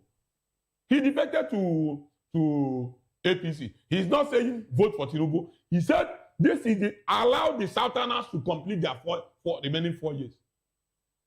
And the man from Southern who got himself there that Nigerians did not vote for. This is the end of his 4 years. Now the Southerners will want a man that has the credibility to lead Nigeria to a new Nigeria. And that man is Peter Obi. All right. You are advocating strongly for a man who is a member of the African Democratic Congress, a coalition of Nigerians who say that they want to remove Nigeria from the party. Nigerians, do you see him getting the ticket of the ADC? Because Atiku is there, and many people are saying Atiku will Atiku is from the north. Yes. And the northerners, if they will tell themselves the truth, if Atiku will tell himself the truth, he should step down and support Peter Obi. This is the right thing to do. They should stop continue to destroy this country. So he should shelve his own ambition. Yes, he should shelve. Peter Obi, it's only 4 years. Peter Obi will tell Nigeria and make the whole world know that Nigeria still have a man that is credible. Nigeria still have a man that obeys rule of law. Nigeria still have a man that can stand before the whole world and say, go and verify. No other politician can say that in Nigeria except Peter Obi. Mayor, here is one thing, right? You're talking about integrity. That is understandable. But the man you are advocating for is in a party where there is so much ambition that it blinds one people will choose. If their ambitions is not to give the most credible candidate the ticket, it now shows that their ambitions is criminal ambitions. All right. Due to the Electoral Act amendment that was passed by the National Assembly and signed into law by President Tinubu, every political party is mandated to submit a digital register of all their members, and they've been given a timeline to do that. It doesn't look like Peter Obi will get the ticket of the ADC, with other heavy political stalwarts in that party, specifically Atiku Abubakar, who has been contesting in every election cycle for many years now. You don't expect him to just shelve his ambition for Peter Obi. If that happens, I believe people like you will be happy, but it doesn't look like it's going to happen. But here is where I'm going. The window for Obi to move to another party, if he doesn't get that ticket, because he has said it over and over again, I don't want to be vice president, I want to be president. If he doesn't get the ticket of the ADC, it will be difficult for him to move to another party, because by then, everyone would have registered digitally, the window will be closed, and there is no presidential ticket for him. ADC will give Obi the ticket. Are you a member of the ADC? I believed. Are you a member of the ADC? I'm a nationalist. I believed that. If you're giving us inside scoop, that's a different thing. Listen. That's understandable. Listen, Choma. ADC, coming together of those political, how will I put them? Political interest. The most important interest among all of them should be equity and justice. And who will benefit, who deserve to benefit from this equity and justice? It's Peter Obi. It's an Igbo man. Igbo man have not become president for a very long time in Nigeria. If ADC is building the coalition based on equity, Peter Obi is the rightful man. Then go and look at his records. Look at his records. Look at everything around him, his character. A man that become governor in Anambra State, when Anambra is nowhere to find in WAEC, and he's living as governor, Anambra become number one in WAEC. Look at what the kind of things he do. It shows that if you give him 4 years to rule Nigeria, he has the magnet charter. You know, this to topic, turn Nigeria this topic, economy around for better. This particular topic we're talking about, it's not about advocating for Peter Obi. From all indications, you've shown that he's your preferred candidate. But there are other Southerners. He's just one man. Let me tell you. Let me tell you. We allow President Tinubu to complete his tenure. President Tinubu have not done well. President Tinubu have failed. President Tinubu have failed woefully. When you say a man have failed, President Tinubu is like a man who fell from 20-story building. He failed woefully. He met one bag of rice at what price? Why am I voting for him? Is it because of the insecurity that increased by 40%? Is it the level of corruption and impunity that is going on? Look at what is happening today. We have a National Assembly and Senate that is not interested to make the law that ordinary Nigerians can be proudly to vote and their vote will count. They are busy fighting the demand of the Nigerian people. You know, one of the most important conversations we should be having is the readiness of the opposition. It's not just about saying it's the turn of the North, it's the turn of the South. What is the readiness of the opposition? It's almost as if they didn't see all these loopholes that the APC and INEC, it seems, has been throwing in their way. First up, now they're talking about digital registration. All your members must register digitally for us to know that you are serious. Then they talked about, direct or indirect primaries. They passed something else with this electoral act as well. Like, there is a whole lot of loopholes. Is Peter Obi himself ready? Because a lot of people look at him and say he's not playing the politics of mudslinging like others are playing. What is he doing as an opposition? What kind of criticism is he giving to this current administration? It's not just about coming on Twitter to tweet. Is he hitting the street? Is he doing it the way the APC did it when they were in the opposition? Does he really have the temerity? Does he have not just the clout, but I really don't want to say the word that's in my mind, but does he have that strong mind to be president of Nigeria, to play the politics that the APC is Peter Obi is more consumed by what he wants to do for Nigerians than he must be the president. Do you think Nigerians are convinced by what he's doing? Yes, of course. If Nigerians are convinced, we still have a lot of people who support the present administration. We have a lot of people let me tell who you, accuse the obedient of being bigots and wanting to force Peter Obi down the throat of all Nigerians. Anybody who is supporting this current federal government led by APC, go and look at that person. Something is wrong with that person. They have the right to their own That opinion. person is a wicked man. Not only that he's a wicked man, he doesn't love this country. Mayor Chefu, please, let's not go there, all right? Because some people would say the same thing about you as a supporter of Peter Obi. They would say you are not trying to advocate for the best person for the job. They would say that you're advocating for someone who did nothing as the governor of Anambra State. They've been saying that. No. See, let me tell you something. Let me tell you. You know why I love Peter Obi? You know why I love that man? Right? His character, his quality have defined him. Okay, so Peter Obi, listen, like Peter Obi, the fact that he's among the whole governors that this country have produced, Peter Obi is the only governor who, after his tenure, he invited EFCC, come and verify me, come and check me. Okay. And when Peter Obi is telling you, I do this, I do this, I do that, he will tell you, go and verify. That's why I love him so much. He's a man, Peter Obi is the only man that have the economic magnet charter to turn this country around. Do you think he's been strategic in his choices? He joined the ADC knowing fully well that Atiku was there and Atiku has his ambition. He joined the ADC knowing fully well that they had the Rotimi Amechis, the El-Rufais and others. Do you think El-Rufai is a member of ADC because he indeed wants to bring a new dispensation into Nigeria, or just because he's been carrying the hurt and the pain of being rejected as a minister? Because he could have been the Taiwo Oyedele that was appointed today. He could have been the Wale Edun. He could have been the Adebayo Adelabu that we have today. And he would be supporting this government with all his chest. Listen, I'm a Christian. I'm a Christian. Bible said all things work for good for them that love God. Okay, then. El-Rufai, first off with Tinubu, it's not by mistake. Even accident don't happen by accident. El-Rufai, they were among the people that put Nigeria in this problem today. And thank God, he turned around in time to say, no, I have made this mistake. God forgive me. Let me correct it now that I'm alive. And because of that U-turn he did, that is the persecution he's going through today. So, I believe that ADC, these great men, they come together that because what APC-led federal government is doing to Nigerians is unfair. Choma, can you travel now to East? Do you know how much it costs to travel from here to East? Very, very unfair. All right, let's move on to our final topic this evening. Because of our time, President Bola Tinubu has named Mr. Taiwo Oyedele as the new Minister of State for Finance. His appointment replaces Dr. Doris Anita Uzoho, who has been redeployed to the Ministry of Budget and National Planning as the Minister of State. The change marks the third ministerial posting for Dr. Anita Uzoho since the inauguration of the current administration. The president formally transmitted Oyedele's nomination to the Senate for screening and confirmation. The letter was addressed to Senate President Godswill Akpabio today.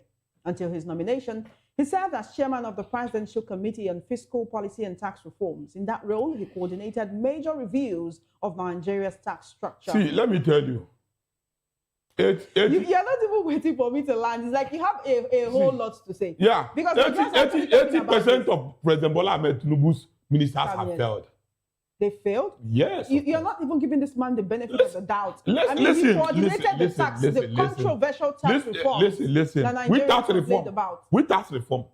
You don't think he will perform as you keep borrowing money. Other African countries are running away from France.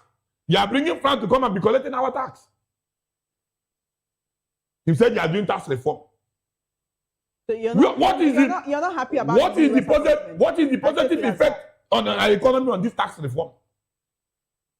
What they keep is borrowing money every day. I used it to renovate Asorok. He did not renovate Asorok. They will renovate Vice President Lodge. He did not. They will buy yachts. He did not buy yachts. I don't know. I don't know what is wrong with Africans. Let's take it a little easy. I understand your situation. I don't know. As a Nigerian, see, I understand. Listen. If you go to hospital, if you go to hospital today, 2 days, you spend more than 400,000 in the hospital. Private or government? Private hospital. You know, doctors are running away every day to Canada, America, and the rest of it, because they are not being taken care of.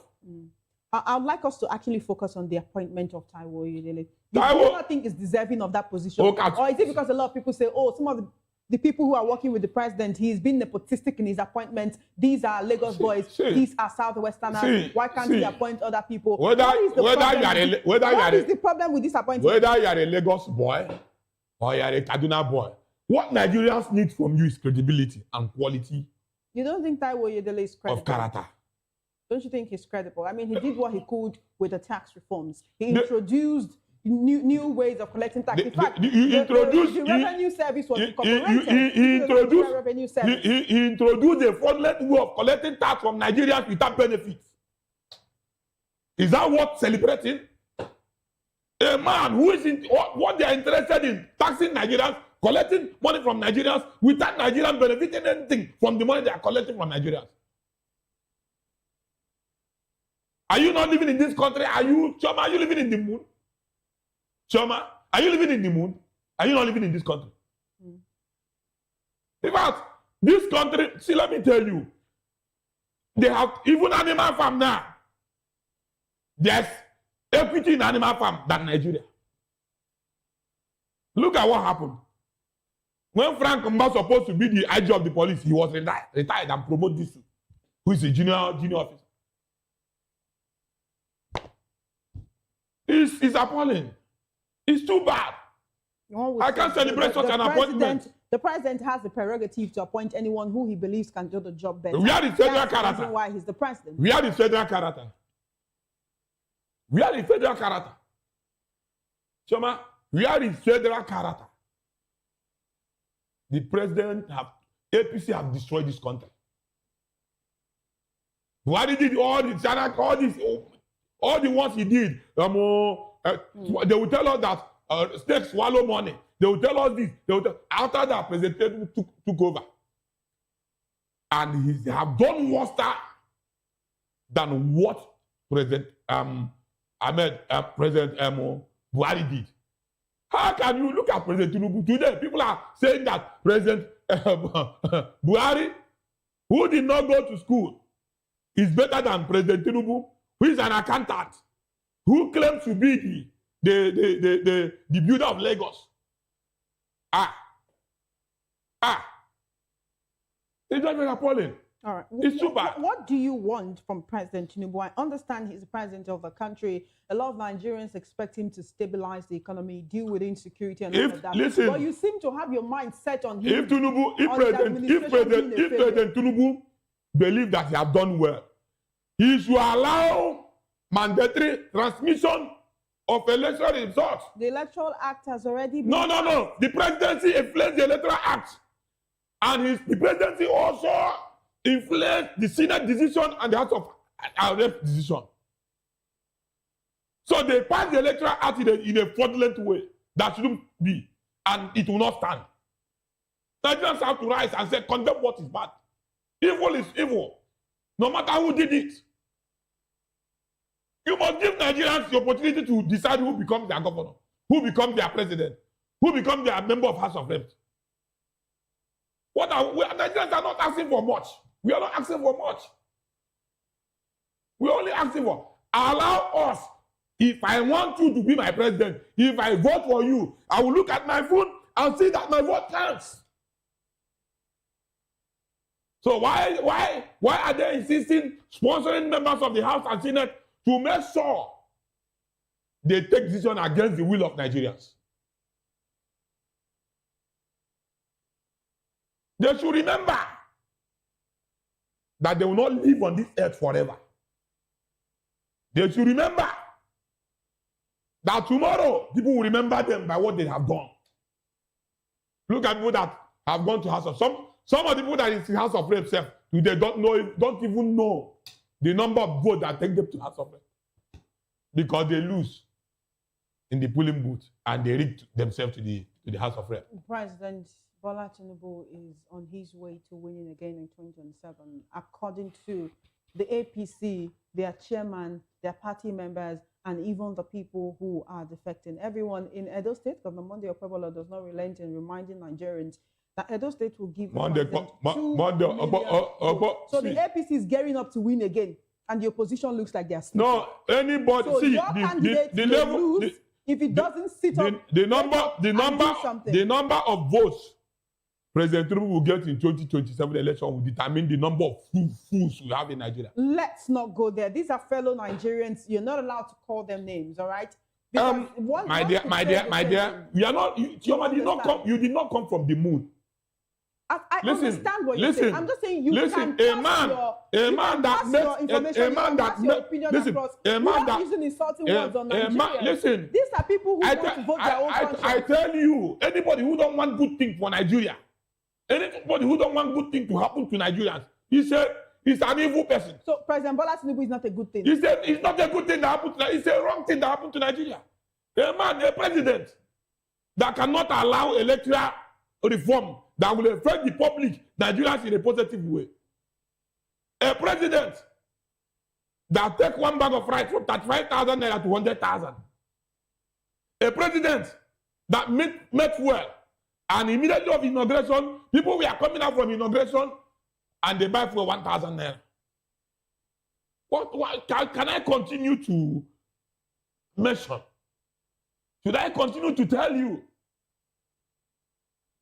I ask you yourself, is it in your heart? Are you happy that these people, this kind of leadership, is leading our country? Chioma, I can hear you. Are you happy?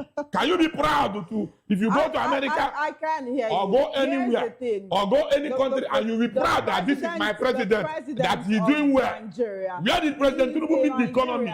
And he's doing with all his appointees. But when we talk about political permutations and machinations, it's not about coming to shout and vituperate on national TV. What are you doing to help your candidates before the 2027 election comes? How are you preaching the gospel of Peter Obi to the people? I will continue. What is Peter Obi himself doing to ensure that he wins in 2027? Peter Obi, you can attest to it that Peter Obi has been everywhere. Showing his quality, talking to people, assuring them that he's the best. I will always remain the best. Let me tell you something. One final question before we go, because we actually have to go. In 2023, he talked about we know they give shishi. Is it time for him to start giving out decisions. Politics. Talk to Nigerians in a language that they understand. Listen, politics is not all about money. Politics is all about quality. P2B means, what it means that we know they give Sisi is that he cannot buy votes. Okay. Are you listening to me? And people followed him by his quality. Today, he's being celebrated everywhere in Nigeria. People have changed the political scape of Nigeria by the standard of his quality. Today, you see so many people in House of Reps who did not spend up to 50 million to be there. It doesn't used to be like that before. It's P2B. It's quality. It's credibility. It's a man that we can look up to and say, this man has something to offer. I will say it again, and I'll say it again, I'll say it again. P2B is the only man that has the Magnet Charter to change Nigerian economy to be the best. Unlike when you are talking about revival, right. That guy is something else. Any day that guy become the governor of Lagos State, you will see the kind of new Lagos you will see. All right, then. It's up to Nigerians to make the choice that will change their future. So my advice to you would be, it's not just about coming to talk about your candidate. Yes, you're talking to Nigerians. They can hear you, but you also have to do the groundwork. And also, if you can find a way to advise your candidate to play the kind of politics that Nigerians understand. Federal government and House of Reps and Senate should allow Nigerian masses vote to count in 2027. All right, then. We have to go. We have to go, Mayor. Thank you. Thank you very much for being a part of the Political Lens this evening. I do appreciate you. God bless. God bless you too. All right, Nigerians. This has been the Political Lens and Voice of the People Television. Thank you for joining us today. The Political Lens will make a return, same time, same station tomorrow. Remember to do what you can to make Nigeria better in your own little corner of the world. My name is Chioma Innocent. Enjoy the rest of your day.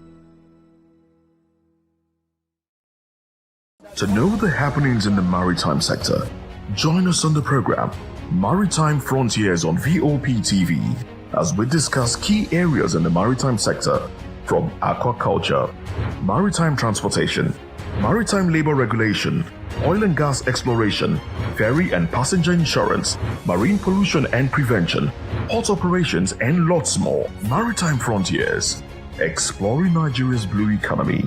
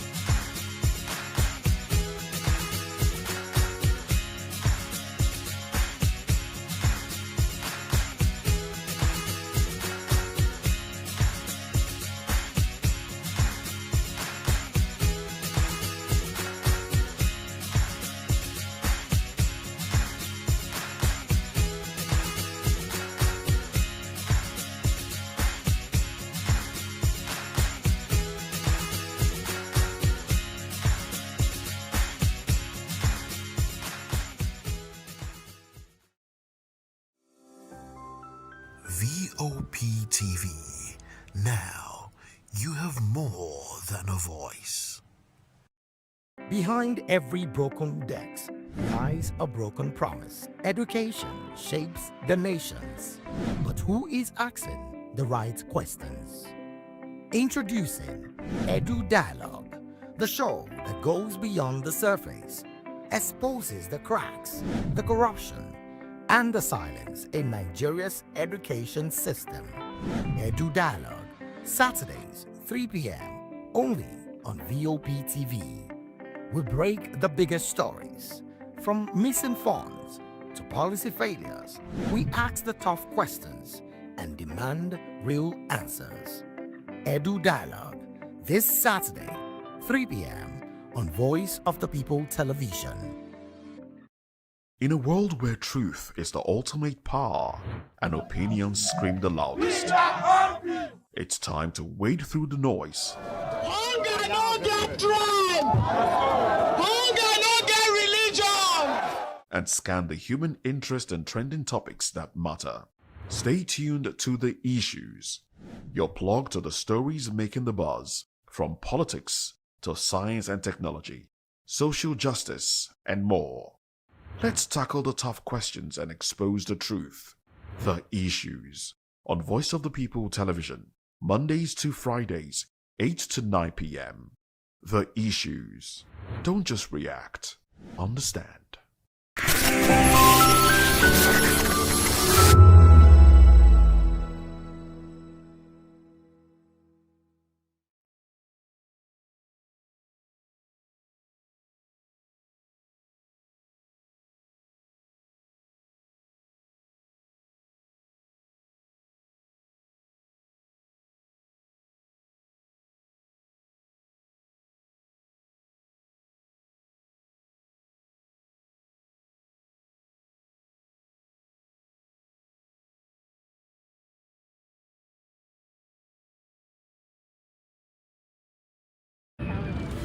What happens in the hush behind hangar doors? Who signs the papers that gamble with lives? Which truths were grounded before they even ever had wings? If you've ever buckled a seatbelt at 30,000 feet, if you've ever stared out of that tiny window and wondered who's really in control of the skies, it isn't just flight, it's power, it's politics, it's pressure sealed in steel. We're peeling back the clouds from runway risks to sky-high secrets. We're diving deep where most dare not to look. Aviation Scope, every Sunday at 7 p.m. only on Voice of the People TV. We don't just report, we reveal. We don't just ask, we uncover. Because when it comes to the skies, ignorance is turbulence. Aviation Scope, the sky isn't the limit, it's just the beginning. On Edu Dialogue, we bring you fresh ideas and conversations, shaping the future of learning in Nigeria and beyond.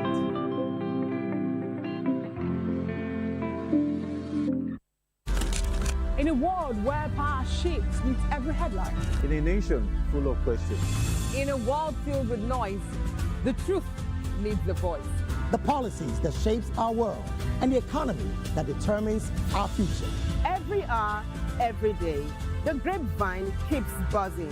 And together, we are committed to telling the stories that shape our world, because your voice is our focus. Don't forget, our voice matters the most. Let us come together and share our concerns.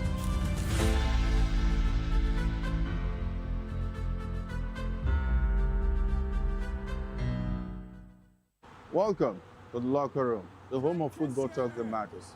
I am Jerry Okoye.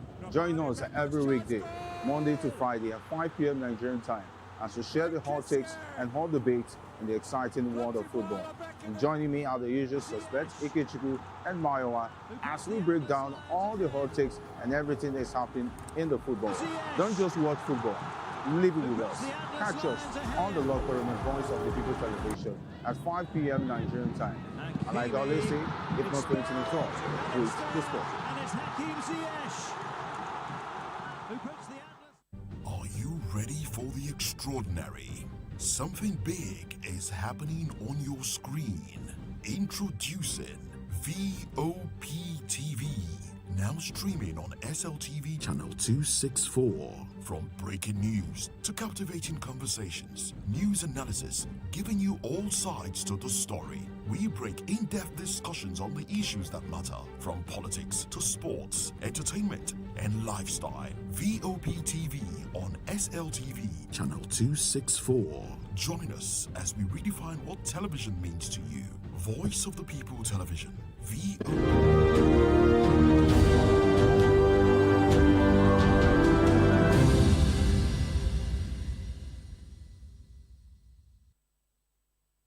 Hello Nigeria, it's another exciting episode of the Issues and Voice of the People television, and we bring you the most important and pressing issues shaping our nation today. I'm your host, Nenna Ndomdioto.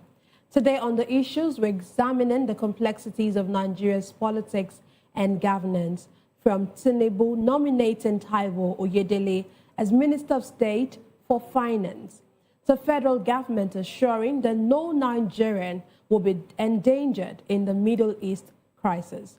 Also, Fintiri discloses no Northerner should contest 2027 polls.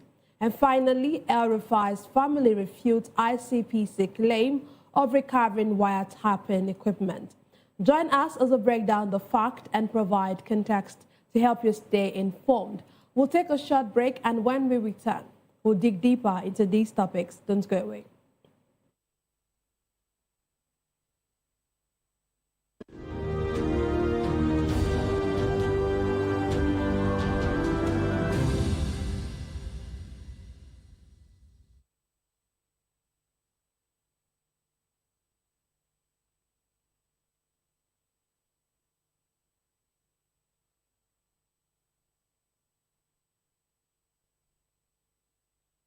Glad to have you back.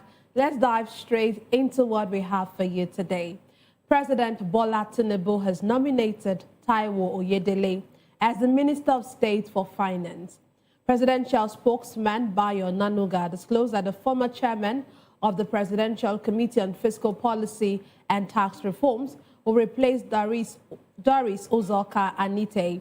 He further stated that Uzoho Anite will now move to the Ministry of Budget and National Planning as the Minister of State, her third portfolio in the administration.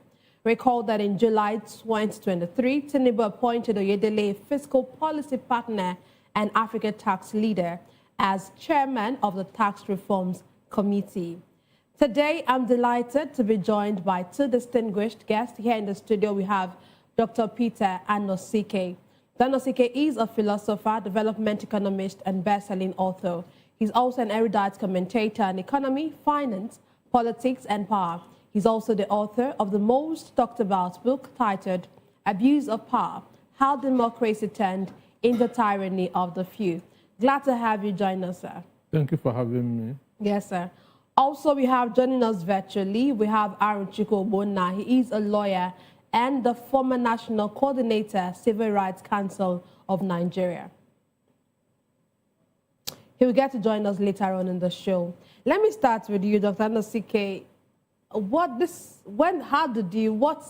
was your first thought when you heard about this new ministerial nomination of our tax boss? Simply nepotism at its peak. Okay. Because the Minister of Finance, understand, and coordinating minister, Wande Edu, is from the Southwest. Then the Minister of State Finance is also from the Southwest.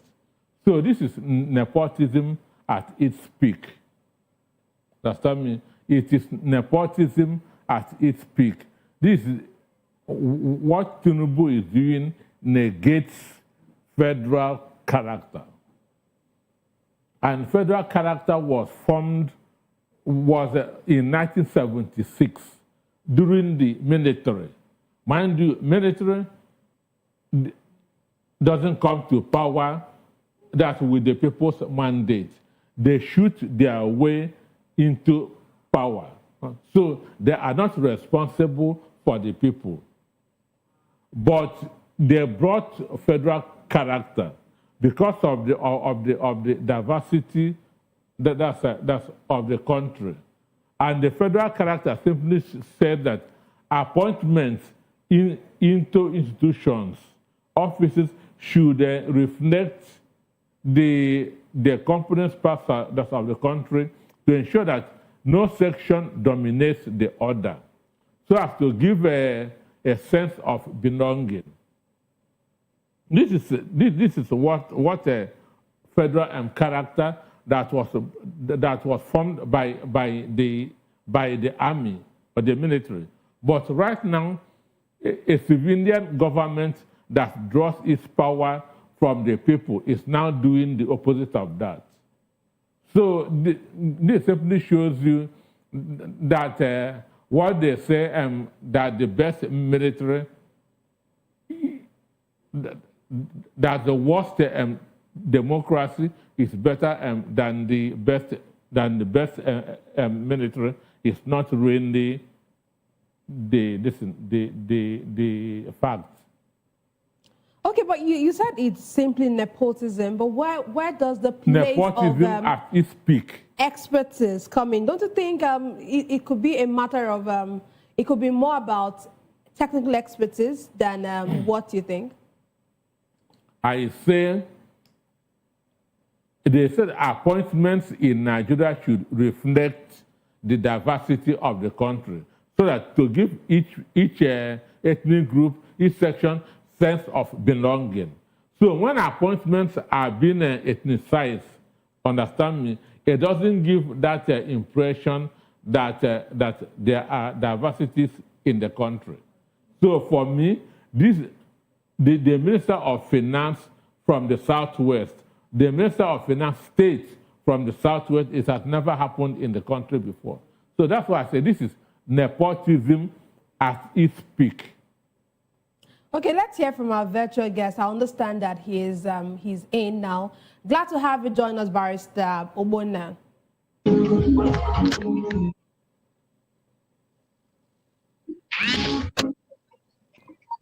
Okay, I don't think, if you can hear me, the noise around where you are is quite noisy. Please, let's come back to the studio. Dr. Nosike, he said it is nepotism at his peak, but let's look at it this way.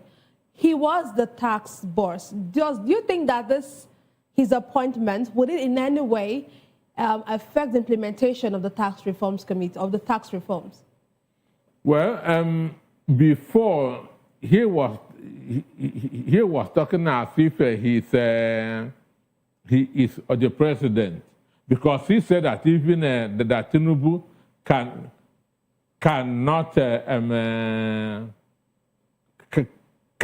say no to what he was doing. So for me, this is another way of authenticating his words. Understand? Because before he was not a cabinet member, but now he has been made a cabinet member, which means he now has more powers than before. Understand me? Which means he now has more powers than before as a cabinet member. You see it? So for me, it's a bad day for the country. If even Buhari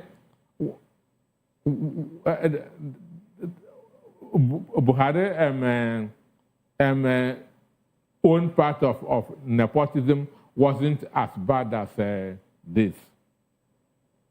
Okay, let's look at the redeployment of Doris Uzoho. This is the second time she's been moved to another ministry. What does this say? Is this about her performance? Is this about performance evaluation? Do you think it's about performance evaluation? And what does this say about the stability of the cabinet when you get to move someone over and over again? Well, for me, there's nothing wrong in rotating cabinet members. It happens even in the states. Commissioners are rotated. So when somebody is not, when you put somebody in the area where he doesn't have competence, you can instead of sacking or the person. You can put him where his or her competence is, or where his or her expertise is, understand me? But because this man has been maybe a tax officer, understand? But there feels that where he feels properly is finance. Therefore, whoever is there must give way. But do you see him actually, do you see the economy getting better with him coming on board? Everything lies on capacity. Understand? So what do you make about this everything lies on capacity. Before he was given this tax reforms, Judas Iscariot's job, he has criticized taxation. Understand me? And after all the criticism, he was given that same work. Understand me? So I don't know him. I don't know where his own competence is. I don't know where his competence is.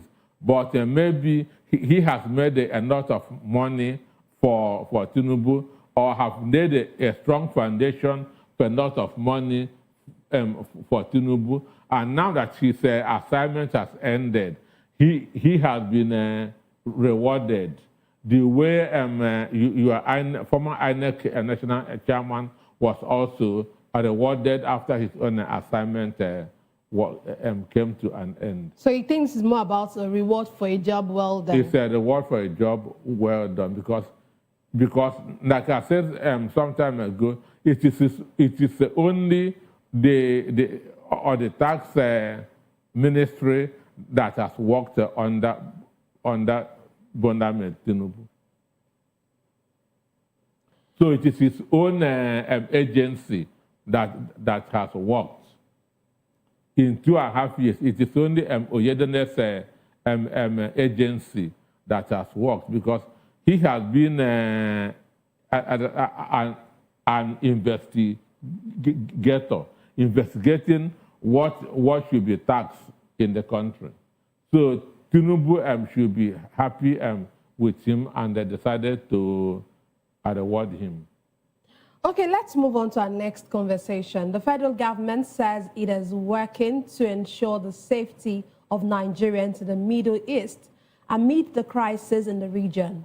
The Nigerians and Diaspora Commission, NIDCOM, said Nigerian authorities are monitoring the situation and have received calls from a few Nigerians in Qatar, UAE, and Iran inquiring about preparations for evacuations when it becomes necessary.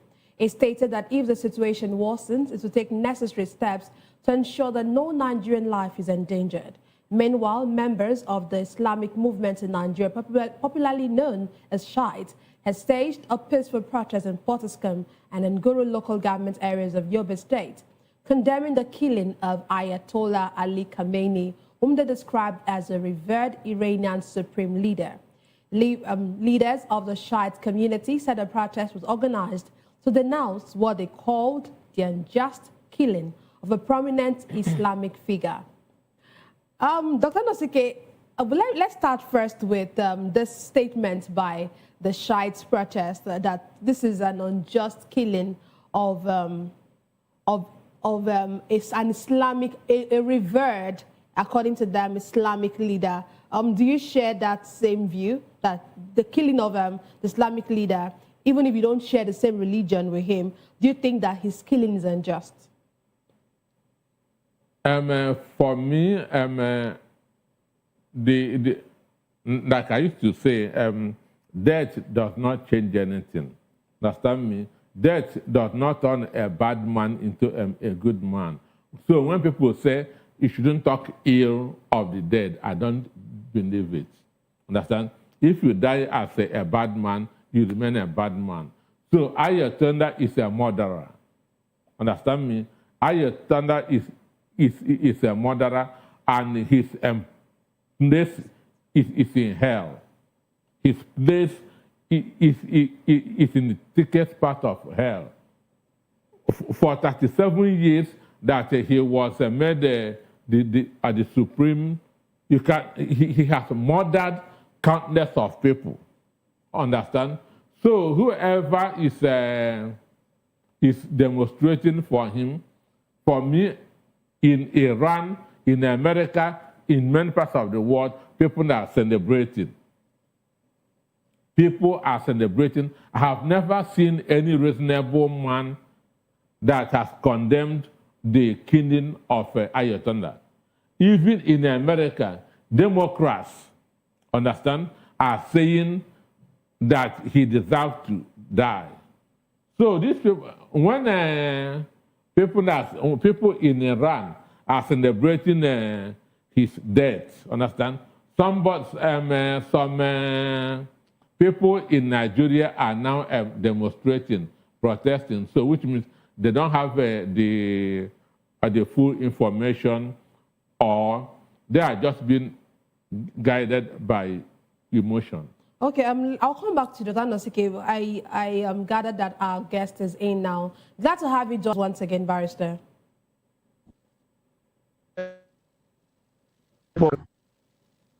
Good evening. Can you speak louder so that we can hear you? This is Arochukwu Paul Ogbonna. Arochukwu Paul Ogbonna. Are you hearing me? Yes, we can hear you. Okay. Very good. Hello? I'm discomforted. I'm completely discomforted. Are you hearing me? Yes. Discomforted with the opinion being aired about the killing of the Iranian leader. In as much as we should separate the hatred for Islam, the hatred for Christianity, our personal opinion, and justification and face politics. On what basis was the Iranian leader executed? I'm not a Muslim. I'm a Christian, a Catholic to be precise. On what basis was the Iranian leader executed or was bombed by the American government? The same attitude of the American government was what took them to Venezuela. I can give you more than 50 instances of the same protection of American instance or American interest that led them to countries and violated the very principles of democracy which they celebrate globally. The contradiction is enormous. Can people separate their hatred or their antagonism or their weaknesses or their views or their opinion of their biases from the real issues in focus? We executed an 86-year-old man. And an African says he's justifying the execution of an 86-year-old man, telling me that he has killed thousands of people across the world. Okay, we agree. If you have killed thousands of people across the world and network has done that, you attack the terrorist organization. But this is an attempt to take over an entire nation. I find it difficult to justify it. But, in as much as I'm a man who... Yes? Yeah, go ahead, London. Yes, go ahead. No, go ahead, London. Yes, in as much as I'm a man who believes in democracy, I believe in the rule of law, I believe in a free society. But even when you justify what the Americans are doing with our own society, how free are we? Yeah. Who pretend or who claim to be free? This is Nigeria, Federal Republic of Nigeria. How free are we? How serious is our government? So I'm not comfortable if we say that the sovereignty of a nation is intact and the law is that no nation should interfere in the sovereignty of another nation. What are we now doing? Are we trying to justify the strong for the weak? If the strong man does it, there's no problem. If the weak man does it, there's a problem. Let us make it clear before we begin to strip. But I want to ask you, before I allow our guests to come in, I want to ask you, what would you now say about the fact that these Iranians, some of them were actually rejoicing? We saw videos of many Iranians rejoicing over the death of this man. And so don't you think any good had come out of this, even if you feel that this was an invasion of the sovereignty of that nation?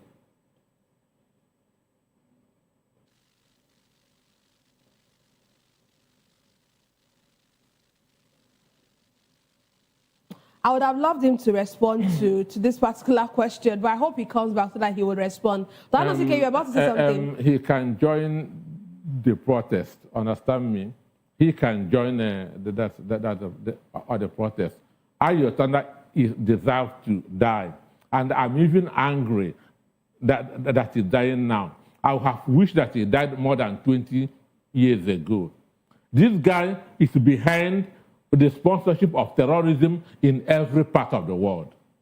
Hezbollah, Houthis, Hamas, and everything. Understand me? He is the sole financier of terrorism in Syria, in Pakistan, everywhere. Understand me? So sovereignty does not mean that you have power to be killing your own people. Do you know the protests in Iran in year 2020? A lady, a student, came to school without putting that's a hijab, a 22-year-old. And he ordered for her to be killed. Understand me? So what happened in 7th October 2023 in Israel, he is behind it. So this guy is supposed to, if there's a way that somebody can die, wake up again and killed, he's supposed to be murdered 7 times. Wow, let's come back to our virtual guest. Barrister, I asked a question. I said, you say that in as much as you're saying that this was an invasion of the sovereignty of that nation and the manner in which he was killed, I was like, what do you now make of the fact that Iranians were happy that this man was killed? We saw the video. The whole we world saw how is much happy. The whole world is happy. We saw how they were rejoicing and celebrating over the death of their so-called supreme leader. It is only terrorist sympathizers that are not happy. Okay, Dr. Nansike, okay, so what do you make of it? What do you make of the fact that Iranians were actually happy that this man was killed?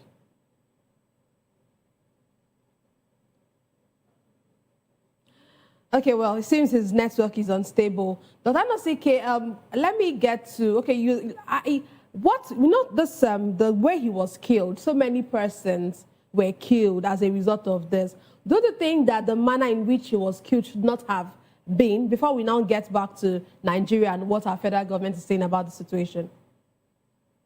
Excuse me, whoever died at that point deserves to die. Understand me? This is a group of evil men, the worst in the world. Or the worst in the world. So you cannot get into the kitchen, and understand me, without feeling the heat. So those who were with him shares the same philosophy with him. They are in support of what he is doing. Therefore, they are supposed to die with him. So I have no sympathy for whoever, whether old or young, that died there. All of them are supposed to die. And over 80% of Iranians are happy that he is dead. Well, you said that we saw that a school was actually bombed as well. Those children that died. These guys can bomb school. These are very terrible people. They can bomb school to give America a bad name. So you're saying that the bombing was not by American? I don't say that it's not by America, but I say these guys can bomb a school to give the impression that to attract sympathy. Don't believe whatever you hear from these people. Okay. Hamas, Hezbollah, Houthis, these are criminal gangs. Understand me? So don't believe whatever you hear from them. Okay. Do you see other major countries coming into this particular I don't want to call it a war, but this particular situation? Because yes, the Iranian government is looking like they are not giving up. They actually want to, give back. Back to what America is doing to them. Well, do you see other major countries coming into this? Well, whether they come or not, America is capable. Understand me? America can finish them within 2 weeks if they decide on all-out war. Understand me? There's not even their ballistic missiles cannot get to the United States. Understand me? So America feel that, Donald Trump feel that they have been helping NATO countries fighting their wars. That this is the time that for the NATO countries to reciprocate. Understand me? So it is not that America cannot do it alone. Understand me? Britain has said that America shouldn't use their airspace, but France is in. Understand me? Germany is also in. Saudi Arabia is in because one, they are not even intelligent. Instead of one, by bombing their own, because they bombed over 16 countries in the Middle East. And these are people who are supposed to help you. But you are now attacking them, now isolating themselves. Okay, Dr. Nosike, let's check. Let's see our virtual guest. He's back. Let's see if we can hear him this time. I'm glad to have you join us again, Barrister.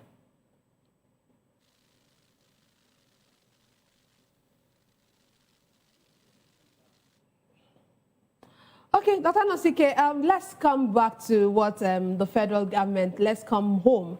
Our federal government is saying that they are monitoring and they will ensure that no Nigerian life is endangered as a result of this crisis in the Middle East.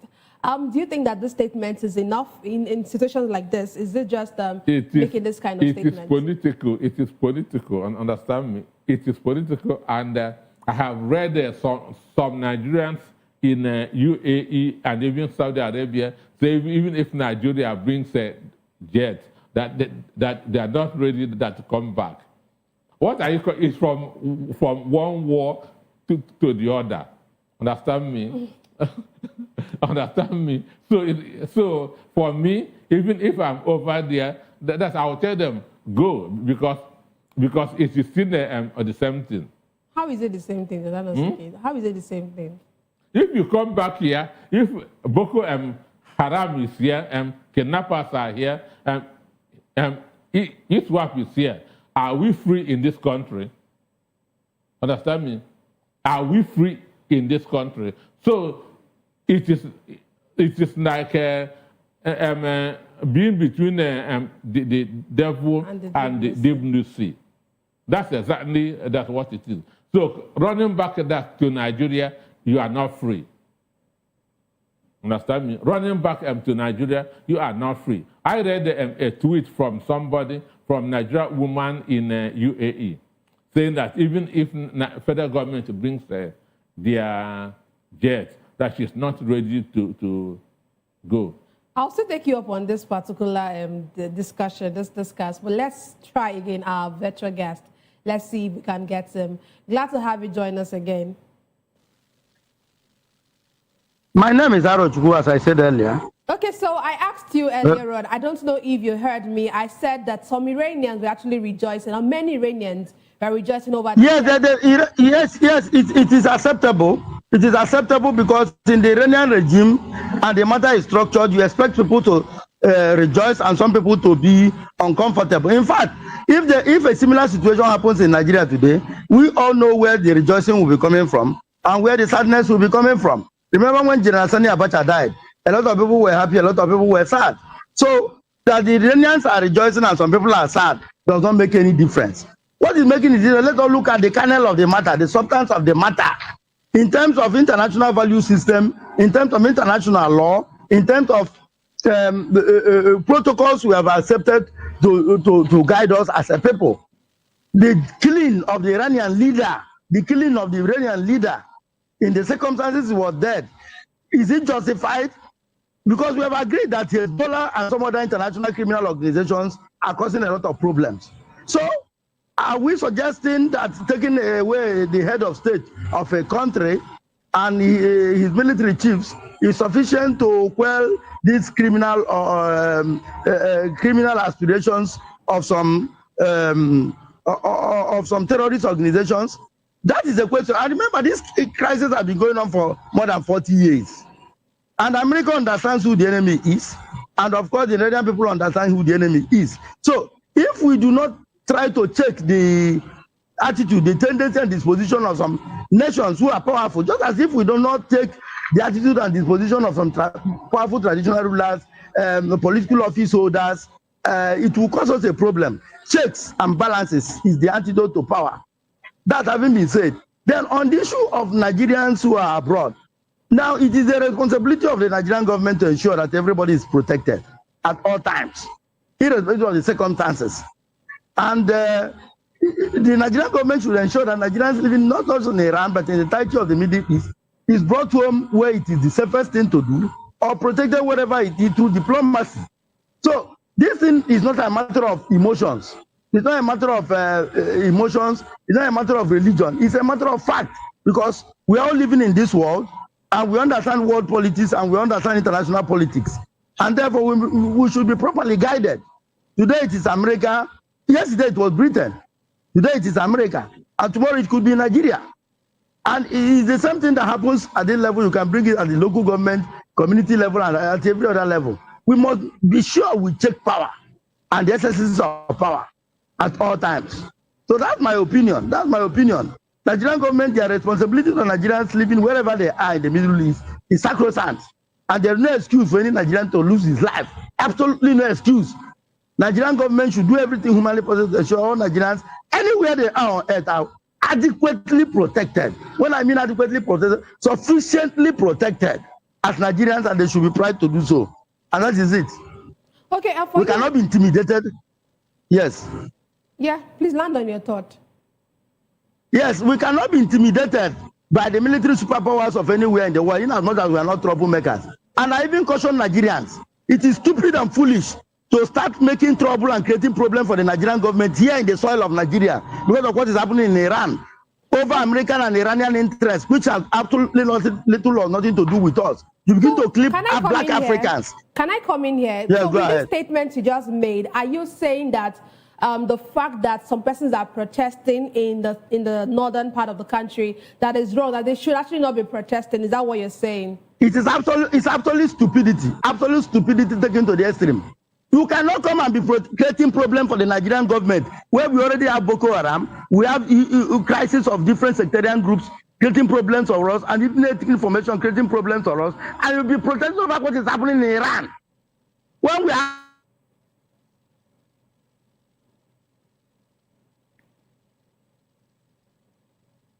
Okay, he seems to be out now again. He seems to be out. Dr. Anosike, let me come back to you. You were saying something about the fact that Nigerians are saying that they would not want to leave if, no matter what happens. But don't you think there's a point where the situation could escalate to that would actually warrant Nigerians to actually have to leave wherever they are?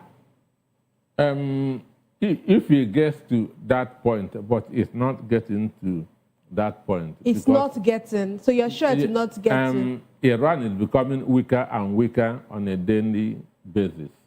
And for those that are protesting in Nigeria, all the people that are being killed on a daily basis in Nigeria, why haven't they protested? Understand? All the people that are being kidnapped, being killed, at one day, 170 people were killed in Kwara State. Why didn't they protest? So one is stupidity. But you see their protests and spilling over into something more serious than it is now. Just like as I told somebody in the morning, thank God these people are becoming wiser now. Because over the years, I have seen where something will happen in Pakistan.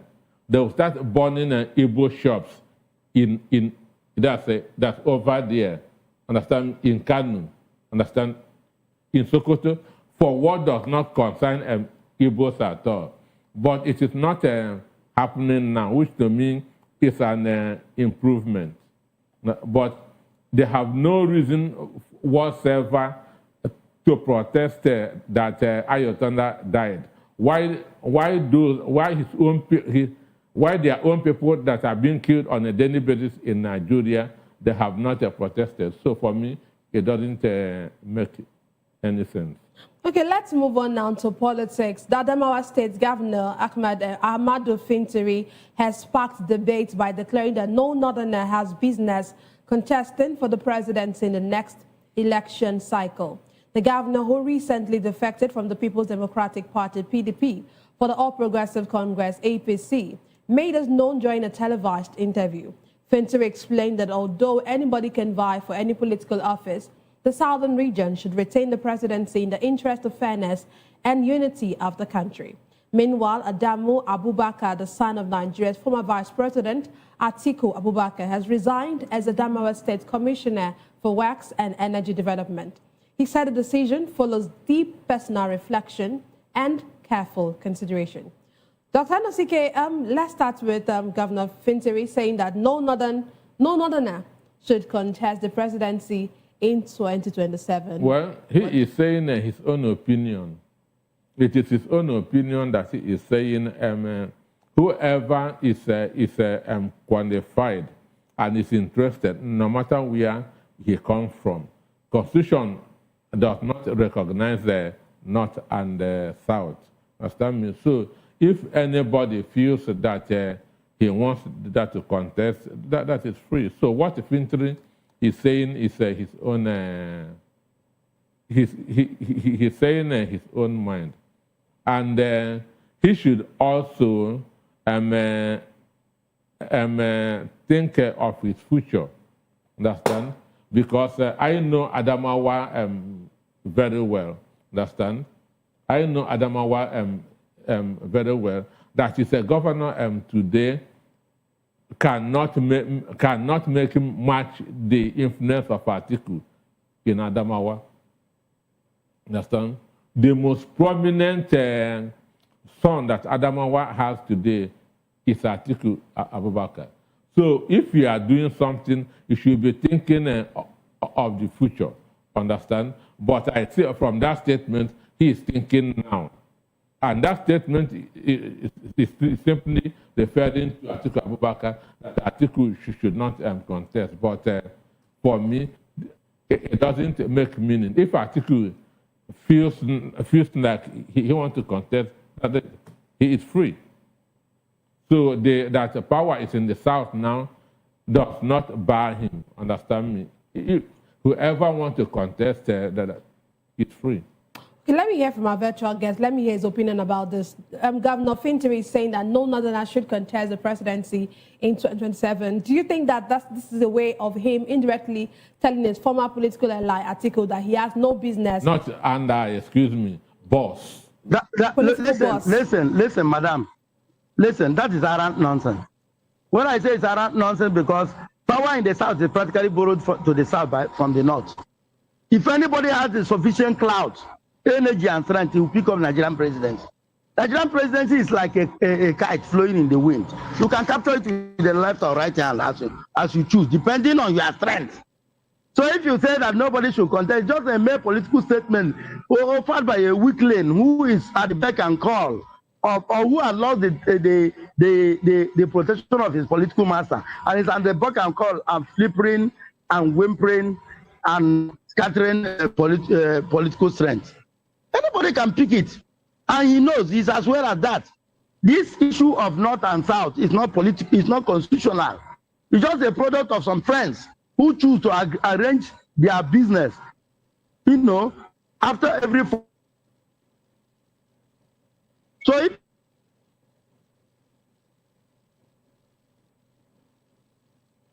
I think he's out again. His network is really very bad. Dr. Nosike, let me come back to you. Let's even leave the fact that he has said that. But let's look at the fact that Atiku's son has now resigned from his cabinet. Do you think that all of this is a result of the fact that he defected? Or is it because he and his, because of, yes, the animosity, let me use that, between Atiku and then, of course, the governor? Well, it should be stupidity on the son of for the son of Atiku to continue being in Fintiri government with what is going on between Fintiri and his father. Understand? So you cannot. There are there are three things that you can never change in the world. You can never replace in the world. That's your father, your mother, and your children. Understand me? So he can never have another father. So there's no way, it will not make any sense, him choosing a Fintry over his father. Understand? So he did the right thing by resigning. Understand? He is not hungry. And as I said, whatever you are doing now, you should be conscious of tomorrow.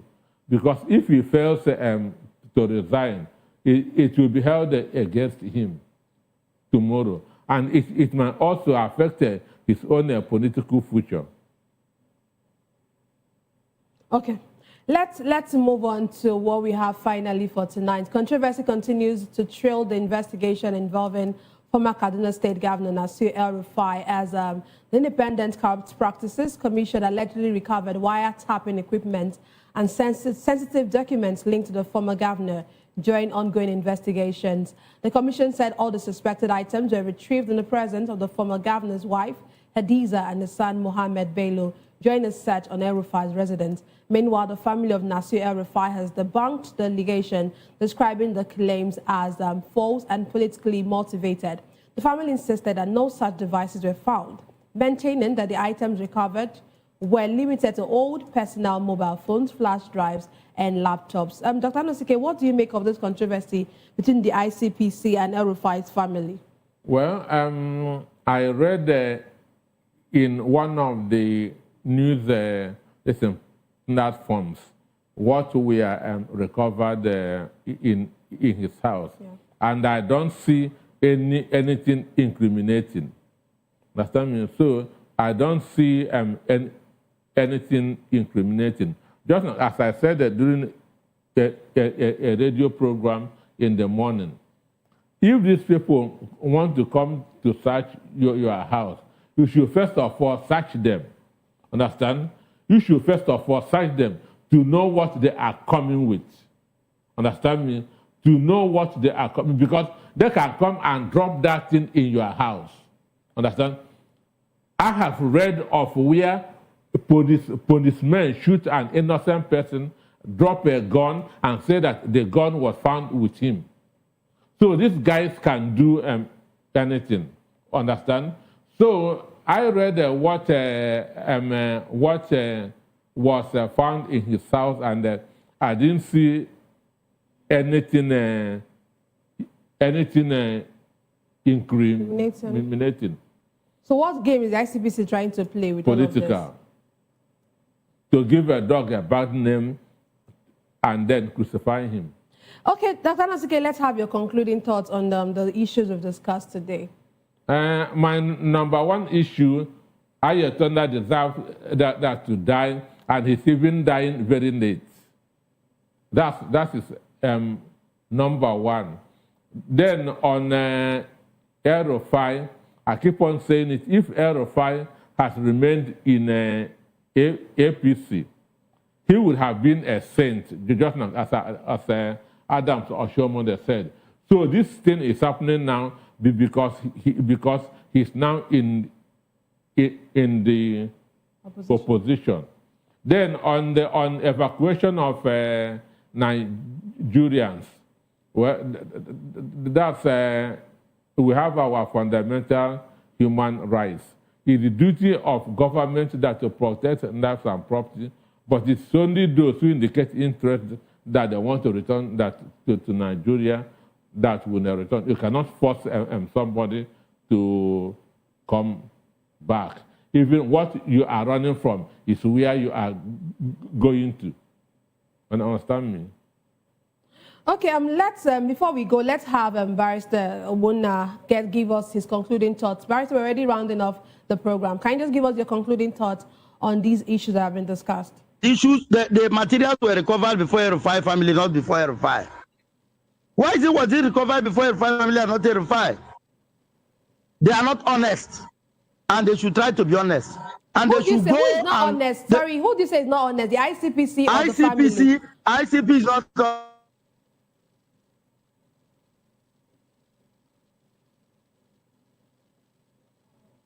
Okay, he's gone again. That's where we draw the curtains on the program tonight. Thank you very much, Barrister Wuna, for being a part of the issues. And thank you, Dr. Anosike, for joining us for the issues. Yeah, thank you for having me. You're welcome. And that's all we have for today's episode of The Issues. We explore the challenges facing Nigeria's politics and governance. Thank you for being a part of it. Don't forget to tune in next time for more in-depth analysis and discussion.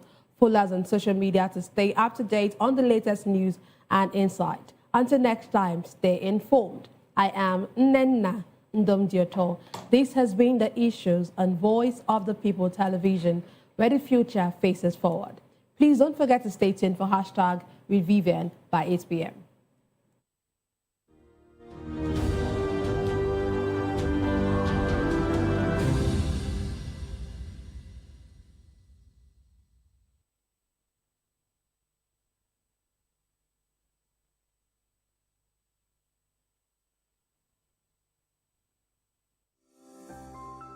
VOP TV.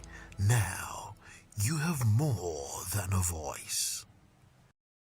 To know the happenings in the maritime sector, join us on the program Maritime Frontiers on VOP TV as we discuss key areas in the maritime sector from aquaculture, maritime transportation, maritime labor regulation, oil and gas exploration, ferry and passenger insurance, marine pollution and prevention, port operations, and lots more. Maritime Frontiers, exploring Nigeria's blue economy. Behind every broken deck lies a broken promise. Education shapes the nations. But who is asking the right questions? Introducing Edu Dialogue, the show that goes beyond the surface, exposes the cracks, the corruption, and the silence in Nigeria's education system. Edu Dialogue, Saturdays, 3 p.m., only on VOP TV. We break the biggest stories, from missing funds to policy failures. We ask the tough questions and demand real answers. Edu Dialogue, this Saturday, 3 p.m. on Voice of the People Television. When you say, make Nigeria no happen to you, me sef go say, make you no happen to Nigeria. You dey bypass your light meter. You dey jump queue. Yet, you dey wait make Nigeria change for you. My brother, my sister, you sef change. Oh yeah, see that Naija pikin wey pack dirty wey block gutter wey dey cause flood. Abba, Naija pikin, make we dey care for our environment. Gen Z is no one work. Now quick cash them dey find. Just like that, boys don't turn Pablo, and girls Hablets. Wetin dey happen? We dey argue online, spread fake news with our full chest, divide ourselves on top religion, tribe, and politics matter. But we go dey shout, no unity for Naija.